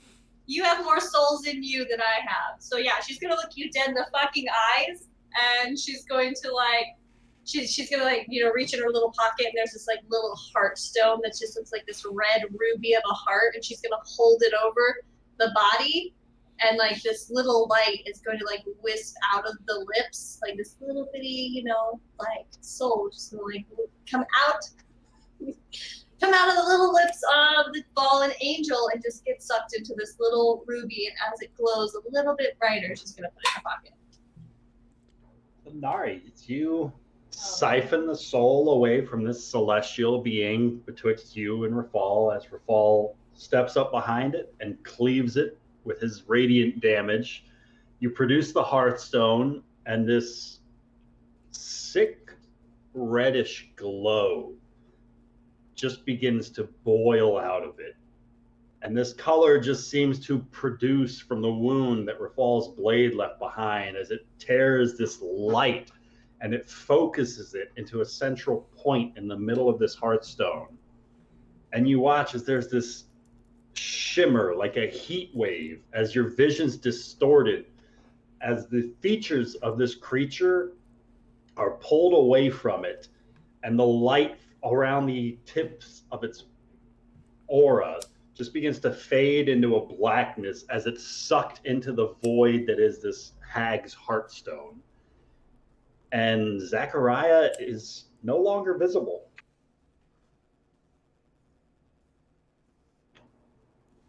Nari, add a celestial soul to your Hearthstone.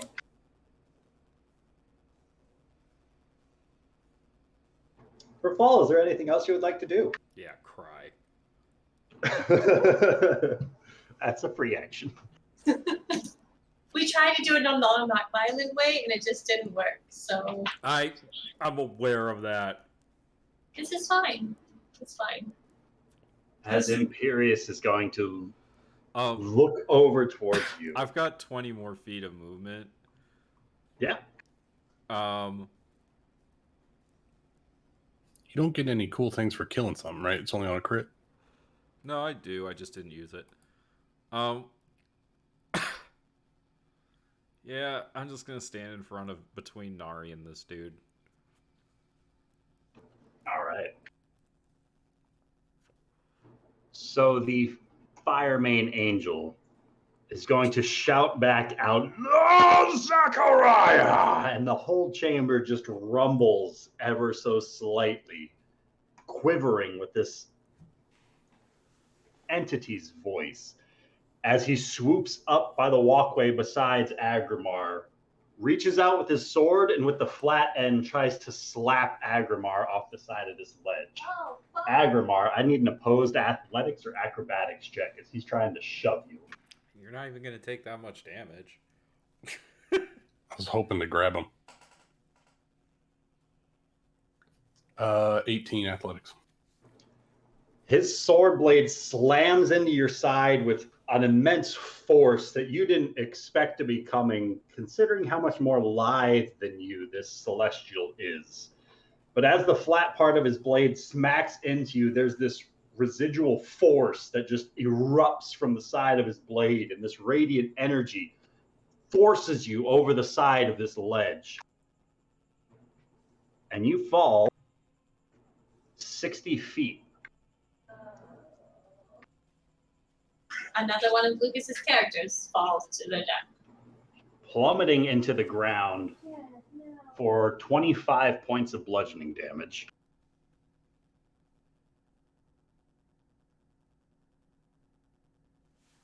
Okay. And then he is going to continue flying.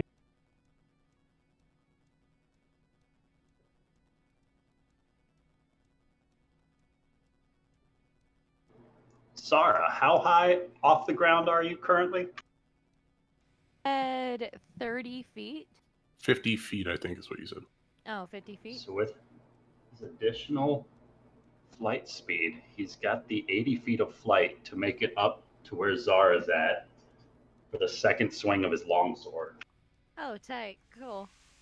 So Zara, he's swinging at you with his blade, two-handed, for a 28 to hit with the longsword. Yes. Yes. Yes. Mm-hmm. Yep. That hits. All right. That's going to be 10 points of slashing damage Okay. and 20 points of radiant damage. Okay.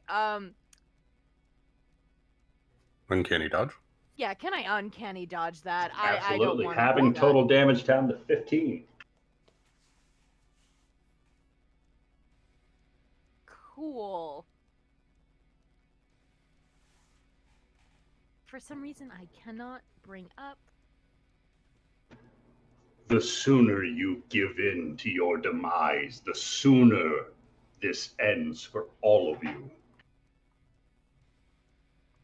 As the golem with the circular spiral is just continuing to observe. Thule. All right. With the levitate, she's gonna move down 20 feet, and then what is it? Am I at 35 or 30? About 35 up from the ground. Okay. So yeah, down 20 feet. Yeah. And then yeah, thank you. And then she's gonna just drop the rest of the way, cutting off the spell. All right. Thule, as your boots make contact with the ground, there's a noticeable hiss of air coming out from the floor around the sarcophagus as a noxious gray fog begins to vaporize into the floor down here. I need you and Agrimar to each roll me a Constitution saving throw.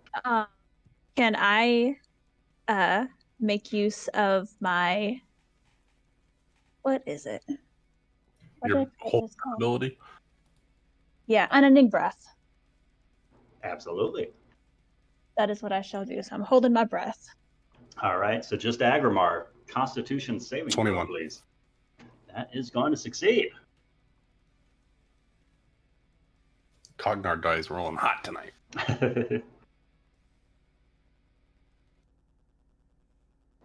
Pretty sure it's just, no damage on a success. Excellent. As this fortitudinous gray dust begins to fill the bottom of this chamber, obscuring the flooring. So Thule, you lose sight of where Agrimar is at, and those on the walkways above lose sight of the two down in the pit.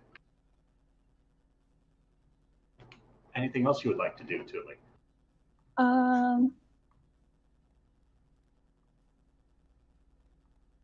Let's see. I'm looking. I don't think I have anything that could clear this. So I can't see like anything at all. You are heavily obscured down here. Am I standing on top of the sarcophagus? You're on the floor about 45 feet from where the sarcophagus is. Assuming you were drifting down and not forward at all. Yeah, just down. So I'm like about over 45 here feet instead. from the center of this pit. Okay. Oh,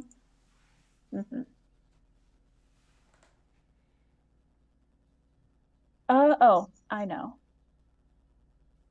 I am going to cast. Let me make sure that I don't have. Nope, I have to see with that one.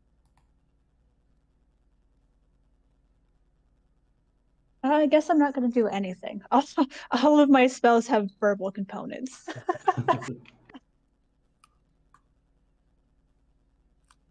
Come on, just breathe a little bit. All the cool kids are doing it. I think I'm the coolest because I don't have to breathe. You take my breath away, Thule. Aww. But if that's it, then Callum is up. Okay. Sorry, I'm trying to look up what the rule is about casting multiple spells. Concentration, that's it. Or cantrip. Yeah, but is there a level limit on the... You can do one cantrip and one leveled spell if it's a bonus action. Okay.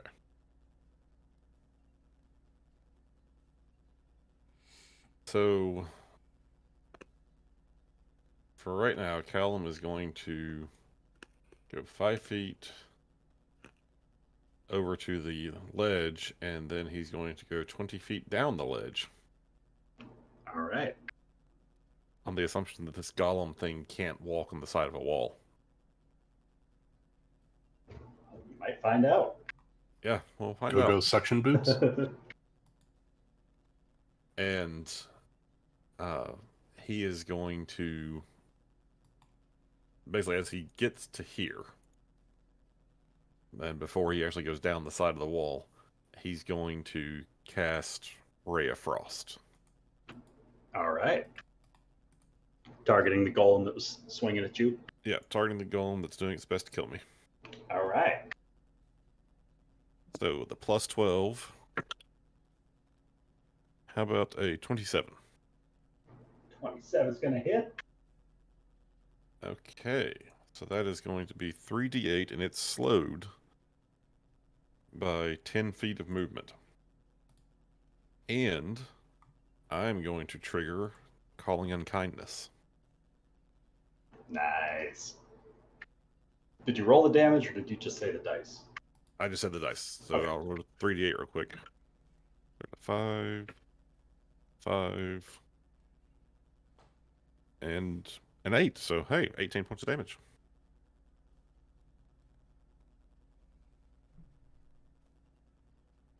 It's 18 points of cold damage. And I'm going to use the ability that the attack's target must succeed on a strength saving throw against my spell save DC or be moved up to 15 feet along the ground in the direction of my choice. All right. So that's a save of a 13 on his strength save. Callum, what's it look like as you call upon unkindness? So, as I wave my wand and get ready to attack with this ray of cold, shadows gather around my arm and boil out, and a swarm of ravens streaks after the ball of cold that strikes this thing. And they're forcing it off the ledge? And they're forcing it off the ledge to fall down into the pit. All right. Because he was on the ramp, go ahead and roll me 7d6 for damage. 7d6. Okay, there's... As the golem plummets 70 feet down.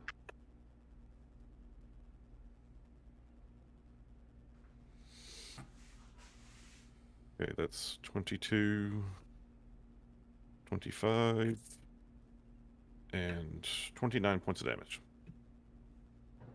29 points of bludgeoning damage as he smashes into the ground, not too far away from where Thule's at. Thule, you don't see the golem, but you hear a hefty impact nearby. Much louder than when Agrimar crashed to the floor.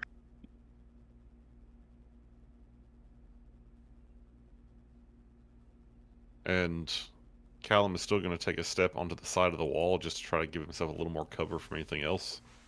All right. And he's going to move back towards where those jars were. All right.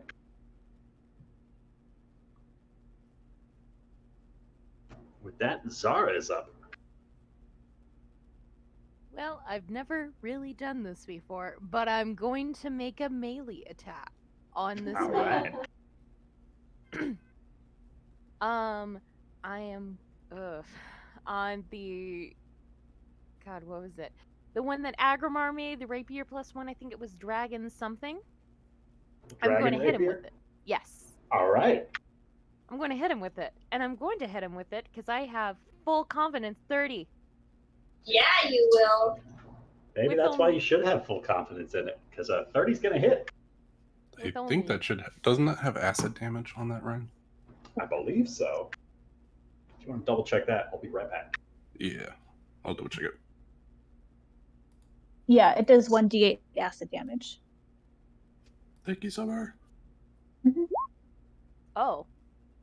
Yeah, you will. Look at Hell yeah. that. Look at that. Wow, a weapon I made got used. No, you have weapons I that use, were... I use that rapier all the time. I mean by use- Kevin.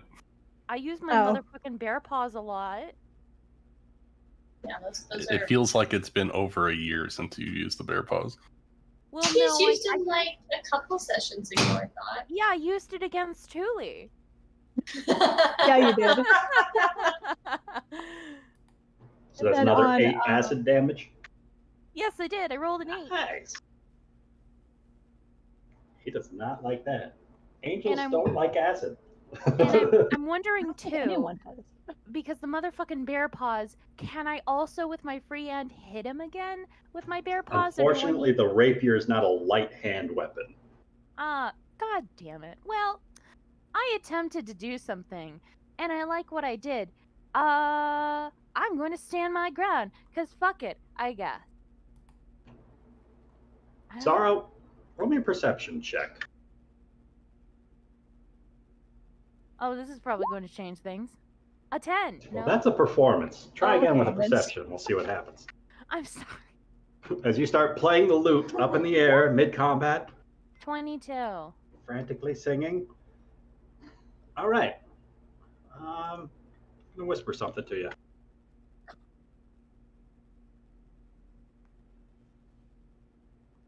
There are a lot of whisperings going on. Many things happening. Yeah, computer's big question. Dazzles, don't you dare.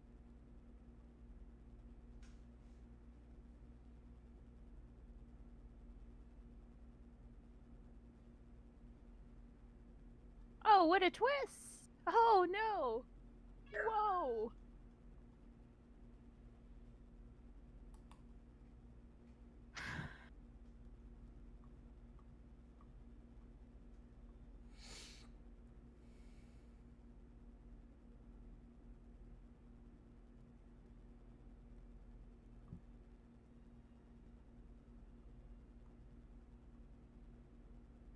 There you go. Anything else you would like to do on your turn?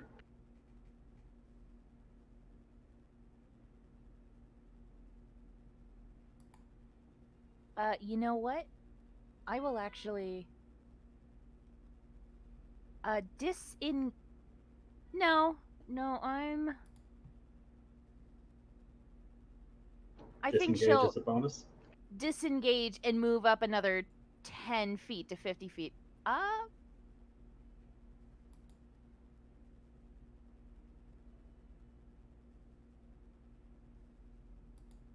I have moved 10 feet up. All right. And all the while I'm like, hey, I did more wait. An eye for an eye, angel boy, come on! And with that, Nari is up. Okay, I'm actually gonna heal this time. Since I didn't get hit with radiant damage. And seeing that there's no longer melee, I will aim for the guy that's harassing Zara. And I will attempt to hit him. And he's still hexed by me. Still hexed. Nice. Yeah, so I'll try and hit him with my Eldritch Blast. 28. 28's definitely going to hit, as is 25. 21. And a 21. Good day. It's a good day. So there's 10, 7, 10, and then 3d6 from the hex. For an additional 11. Does the hex damage 38. go up as you level? No, it's just time that you can keep someone hexed. Okay. So that is a total of 27 plus 11, 30, 38? 38. All right. Force and necrotic damage all goes through. And seeing, oh fuck. So this Uziel is starting to look rough. this cloud is like deep down in the pit, right? It's not coming up over the sides. It looks as though the bottom 30 feet of that pit just vanished into fog. Okay, This cool. gray, That's cloudy dust. That's good, I'm sure. Only good things. Okay. I'm gonna come around this way, I guess. And that will be my turn. It does provoke an attack of opportunity if her fall wants to take it. He's pretty mad at me right now. As you start approaching the golem with the book inscribed on its chest, its gaze seems to linger on you as you walk around that corner and approach. The golem on the floor beneath Callum spends half of its movement to right itself back up.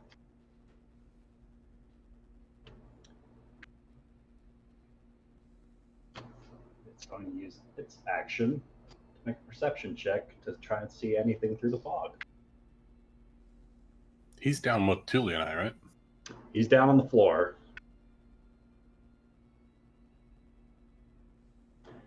And he rolls and does something.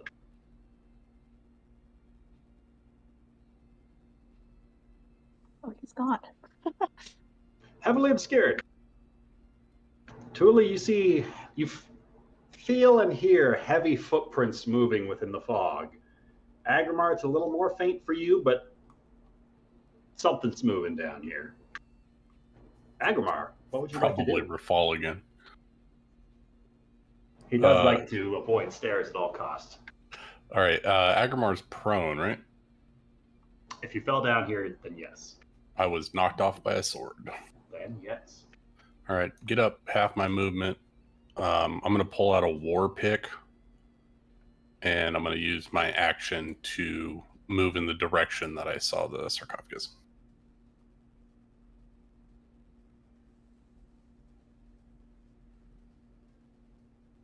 All right. I believe, unless I get that extra movement by bonus action, which I don't think, because I don't think the heart counts as a foe, then that's my turn. Has to be a creature you can see, right? Yeah. So you don't get the bonus action movement, The sarcophagus is my foe. but you're heavily obscured where you Oh, are. I can't see it. And the sarcophagus isn't making any noise. No, yeah, that's my turn. Most sarcophagi do not. But Kevin, there's something interesting about that arcane aura that you spied as it starts to almost sort of flare up. And you can see a bright energy changing as glyphs are activated down below. Agrimar, I need you to roll me a charisma saving throw Okay. Oh, no, I should. as you step closer to the sarcophagus. I'm going to throw in a one of my mythic dice to get a D8 to add to this.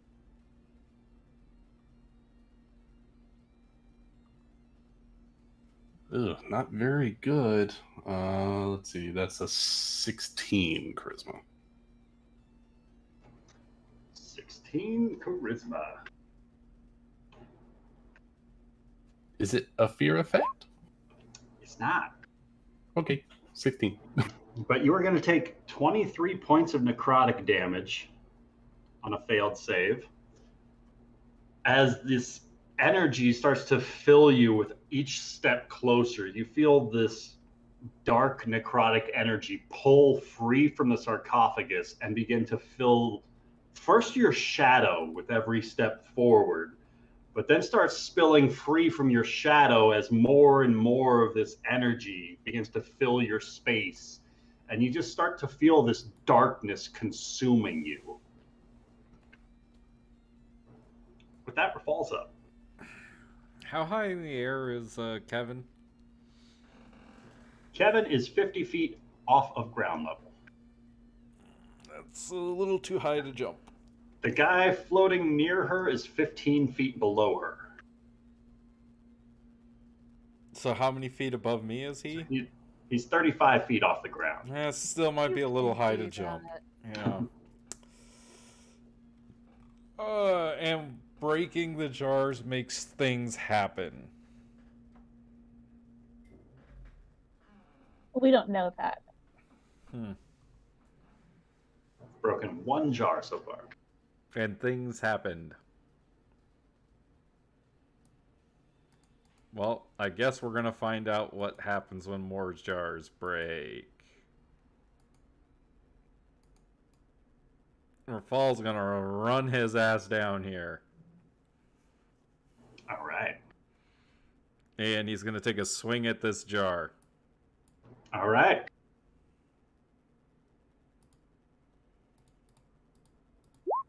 $24. 24 is going to hit. 13 damage. Hey, it wasn't a 1. As you swing your sword and shatters through this canopic jar, you can ever so faintly make out what looks to be a circular spiral across the outside of the jar patterned here, almost matching the symbol of the canopic golem you saw that you started to approach on the walkway above. As you shatter this jar, something shoots out from the sand. Something small enough that you could fit in the palm of your fist. Can I catch it? You could browse through the sand to try and see what it is. Oh, I thought it was like shooting out at me. It's more like there was something in this jar full of sand that you noticed shifting in the sand as you cleaved through it. Oh, like something moving? Like they're not something alive, but like there's an object in kidney this tumbled sand out. that is not sand. Right, it's the body part. Looks to be about the size of a kidney. Yeah. Solid as stone. Rafal's gonna run to the next one and shatter it. All right. You swing at this next one.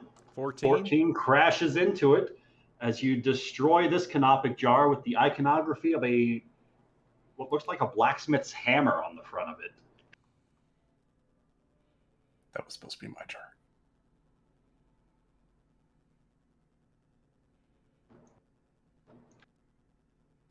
But there's no similar such discovery of anything inside.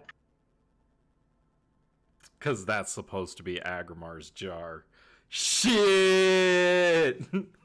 Oh, man. Alright. I've lost count of how much movement I have used.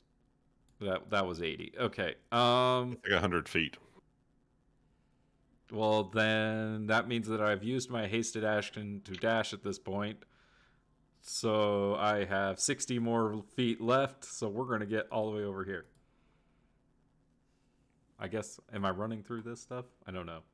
That's down on the floor below. Cool. I run But over you will here. be running by another broken canopic jar. That's cool. I'm going to run over here to the one that was unbroken. All right. And that And you is... can see the iconography of a sword on the front of it. All right. Rafal is... That is the end of his turn. All right. Agrimar, you feel a rumbling about the ground near you, as if the sarcophagus itself were shifting. Stone begins to audibly grind within this chamber.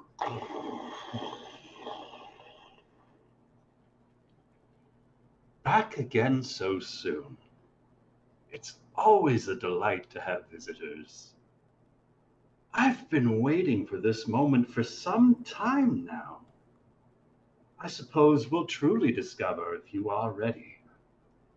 That familiar voice echoes within everyone's mind. Just one more hour. Valen Sarnaster. Please, one more hour. One more hour. One more hour. As the angel is going to quickly close the distance between itself and Zara. He is going to take a couple more slices with his longsword. 2 arcs of a flaming radiant blade coming your way, Zara. First with a 23, followed by a 17 to hit. Okay, the 17 is not going to hit. The 23 unfortunately is. All right, so that is going to be 12 points of slashing damage and 20 points of radiant. I would like to not do that, so can I do Uncanny dodge again Uncanny dodge. to drop that from 32 down to 16 points of damage to you.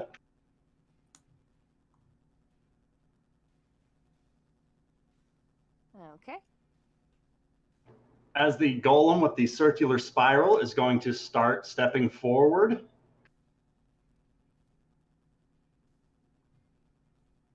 "30 feet to there. It looks over the side, spies Rafal, and drops the 20 feet down, taking some bludgeoning damage from the fall. As it closes the distance between itself and Rafal, and these glowing amber eyes just look down at you. As it readies its fist, raising them back, and Zara, once again, you can see that arcane energy condensing within the palm of its fist as it seems to grab this energy and harness it into another one of these darts. Tuli, All right. you hold on, are need to make- heavily obscured by this gray swirling fog at the bottom of this pit. Yeah. You just Okay, heard so the sorry, go ahead. audible grinding of stone, and then this voice echoing in the back of your mind of Valen Sarnaster. All right. Tuli is going to stop holding her breath. And I need to make a con save for that, huh? As soon as you inhale, Okay. She is going to cast at the spot where she vaguely remembers the sarcophagus, which I think is like around here. And this is gonna suck for Agrimar, but she doesn't know he's there. I'm gonna cast Shatter at a 6th level all right. for 36 thunder damage. So I guess Pretty Valen great. needs to make a con save, and Agrimar needs to make a con save. All right. Agrimar fails. So he Oh, takes 36 fuck. damage. Agmar, you're not looking so hot down there, man. That's a 21 for Valen. What are you doing? Yeah, she succeeds. So she takes half Oh. damage. All right. What are you doing? It wasn't my fault. I got hit in here. I know, but like, What were you doing standing in front of my gun? Why are you pointing your gun at me? Why were you standing there? As this rippling crunch echoes throughout this chamber, the sound of stone breaking can be heard uncomfortably close to where you are standing, Agrimar, as you find yourself being consumed by this echoing shatter, filling the space you are in, racking your own mind as you feel your own vesticles of armor being pushed to their own limits, as you feel the celestial alloys vibrating as if ready to break free from their own bindings. Take 36 points of thunder damage. That's a lot of damage for the shatter spell, especially considering it's super effective for objects. Mm-hmm. I was hoping to get it before she was able to get out, but that was not the case. Tuli, is there anything else you would like to do? Let me look.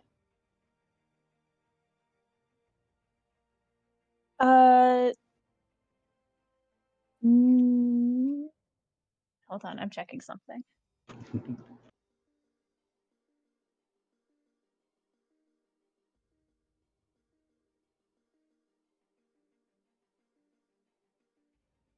Okay, no, that's it. All right. Callum. Do I have to do the con save Constitution now? saving throw. Okay. Yes, please. 15. 15 is not going to succeed. How much damage am I taking?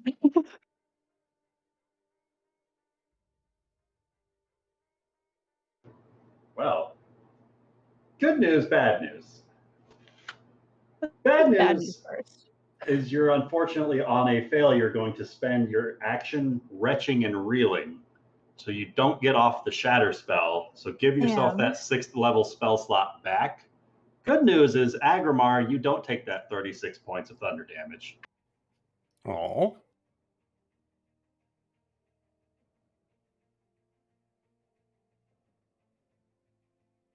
So the save happens at the beginning of her turn or at the end of her turn? At the start of her turn.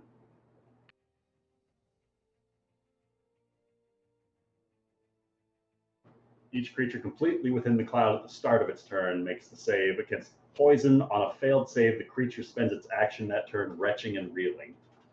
Creatures that don't need to breathe or are immune to poison automatically succeed.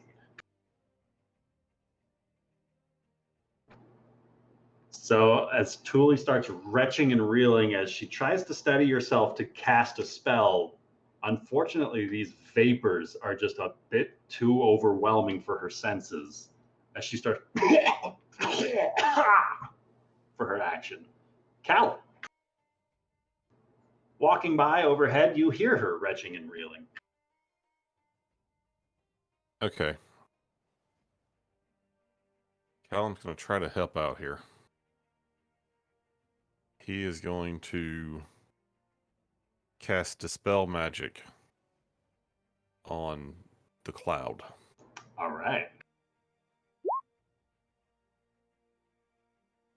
Is it a 3rd level spell? Or It lower? is a 3rd level exactly. All right, then it's just gone.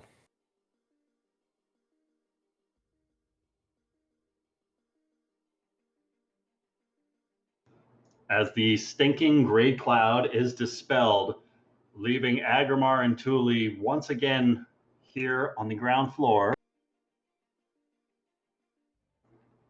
Now able to see each other, as Thule, you see Agramar standing in the same space where you were about to cast that spell.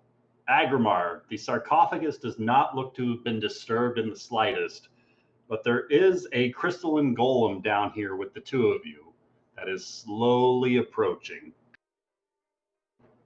Callum, anything else you would like to do? Yes, I'm going to continue to move. And I'm going to get back up on the surface again. And actually, I'm going to go the other direction. So that's 5 feet to there.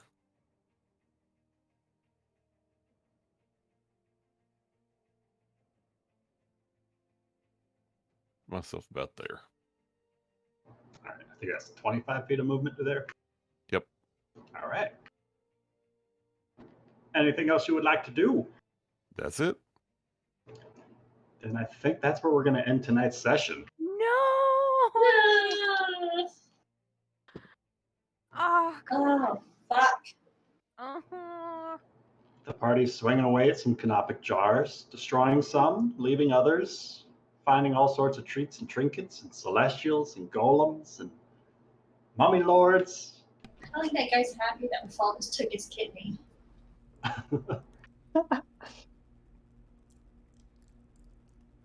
I can keep playing. I can keep playing too. I have to go pick up Charles from my mom's house. No! Sorry, I left him there. I was like, you have fun. I'll pick him up at 8. Don't worry. He loves mummy lords. Mommy. Can we Fuck. one more round? Why did you make them fly, Ryan? It's Why like did our you guys one fly? weakness. We can't reach them. It's almost like they knew that or something. Ugh. It's like they've been watching us for a while. I feel What What like are you ask you to talking about? cast You took fly. out Zachariah, no problem. some part of me feels like these angels aren't real angels. Well, when I eat their soul, I'll tell you. I think some part of you wants them to not be real angels. But like, why would angels fight on behalf of somebody who wants to kill a god? To stop the people who are known to kill gods? I assume that they don't know that that Valen also wants to kill the gods. But they know that we will kill gods. She just wants to. We're powerful enough to actually do Or it. maybe they were just summoned. That too. Who knows? You guys could always just ask Valen next time. Guess so. Hey, so about those celestials, what's up with those What's guys? up with that shit, huh? Eh? They cool? They cool? They like to party?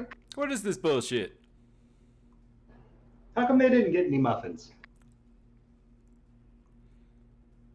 Yeah, you bitches. Next time, eat the food, okay? I guess. Larice isn't in here either, so no telling where she is. Room near the entrance. She's She'll the have door cookies. greeter. She's there to hand out shopping carts saying, "Welcome to Walmart." Get your fresh trauma, only $2.99. Welcome to Costco. I love you. Is that Idiocracy? Yes.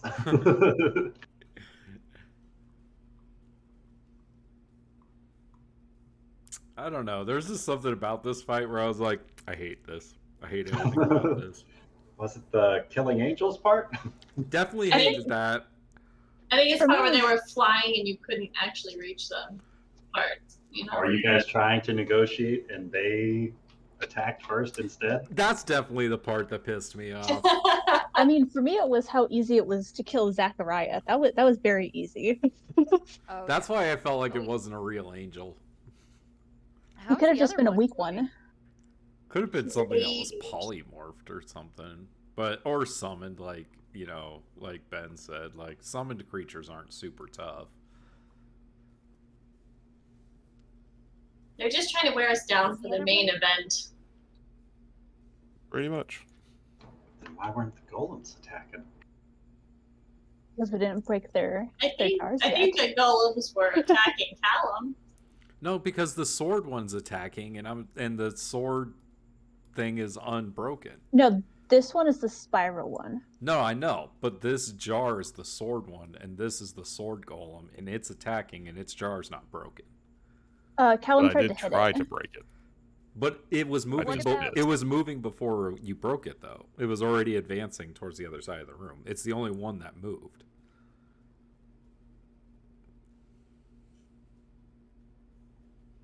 What does it all mean? There's the one with the book, right? That's the one that The one with That's the this book guy is- over yeah. here. Zara broke the one with the book, and that one's still. Zara broke the jar with the flame. Oh yeah, no, well, shit. It was probably Zara's. I mean, let's just be honest. Yeah, it was. Yeah, I definitely. mean, I destroyed it with flames, so there's nothing left. Whoops. Oh, well, oh well. All right, everybody. Well, y'all have a good week or a good evening, week thing, stuff, words. Is it Sunday yet? Get some sleep, Ben. Yeah. I mean, hey, I think I'll go do that. Yeah. next week we get to finish off Yubaba's Four Courts Hotel and Casino. Or do we? Entertainment, here we come. I mean, I guess it depends And, what you guys want to do when you're there. Maybe we just will never leave. Maybe it'll just be our home. Continue bad to idea. introduce Yep. myself. Screw that town that has no water. Yeah, look at this place we We've found. got water. Look at this colorful bear cub. I've adopted him. He's mine. Look at this beautiful hotel. I feel a bit spirited away here. Maybe, but there are copyright issues there. So lifted. Uh, Okay, have a good night. good Hi, night. everybody. Good night. Night, everybody.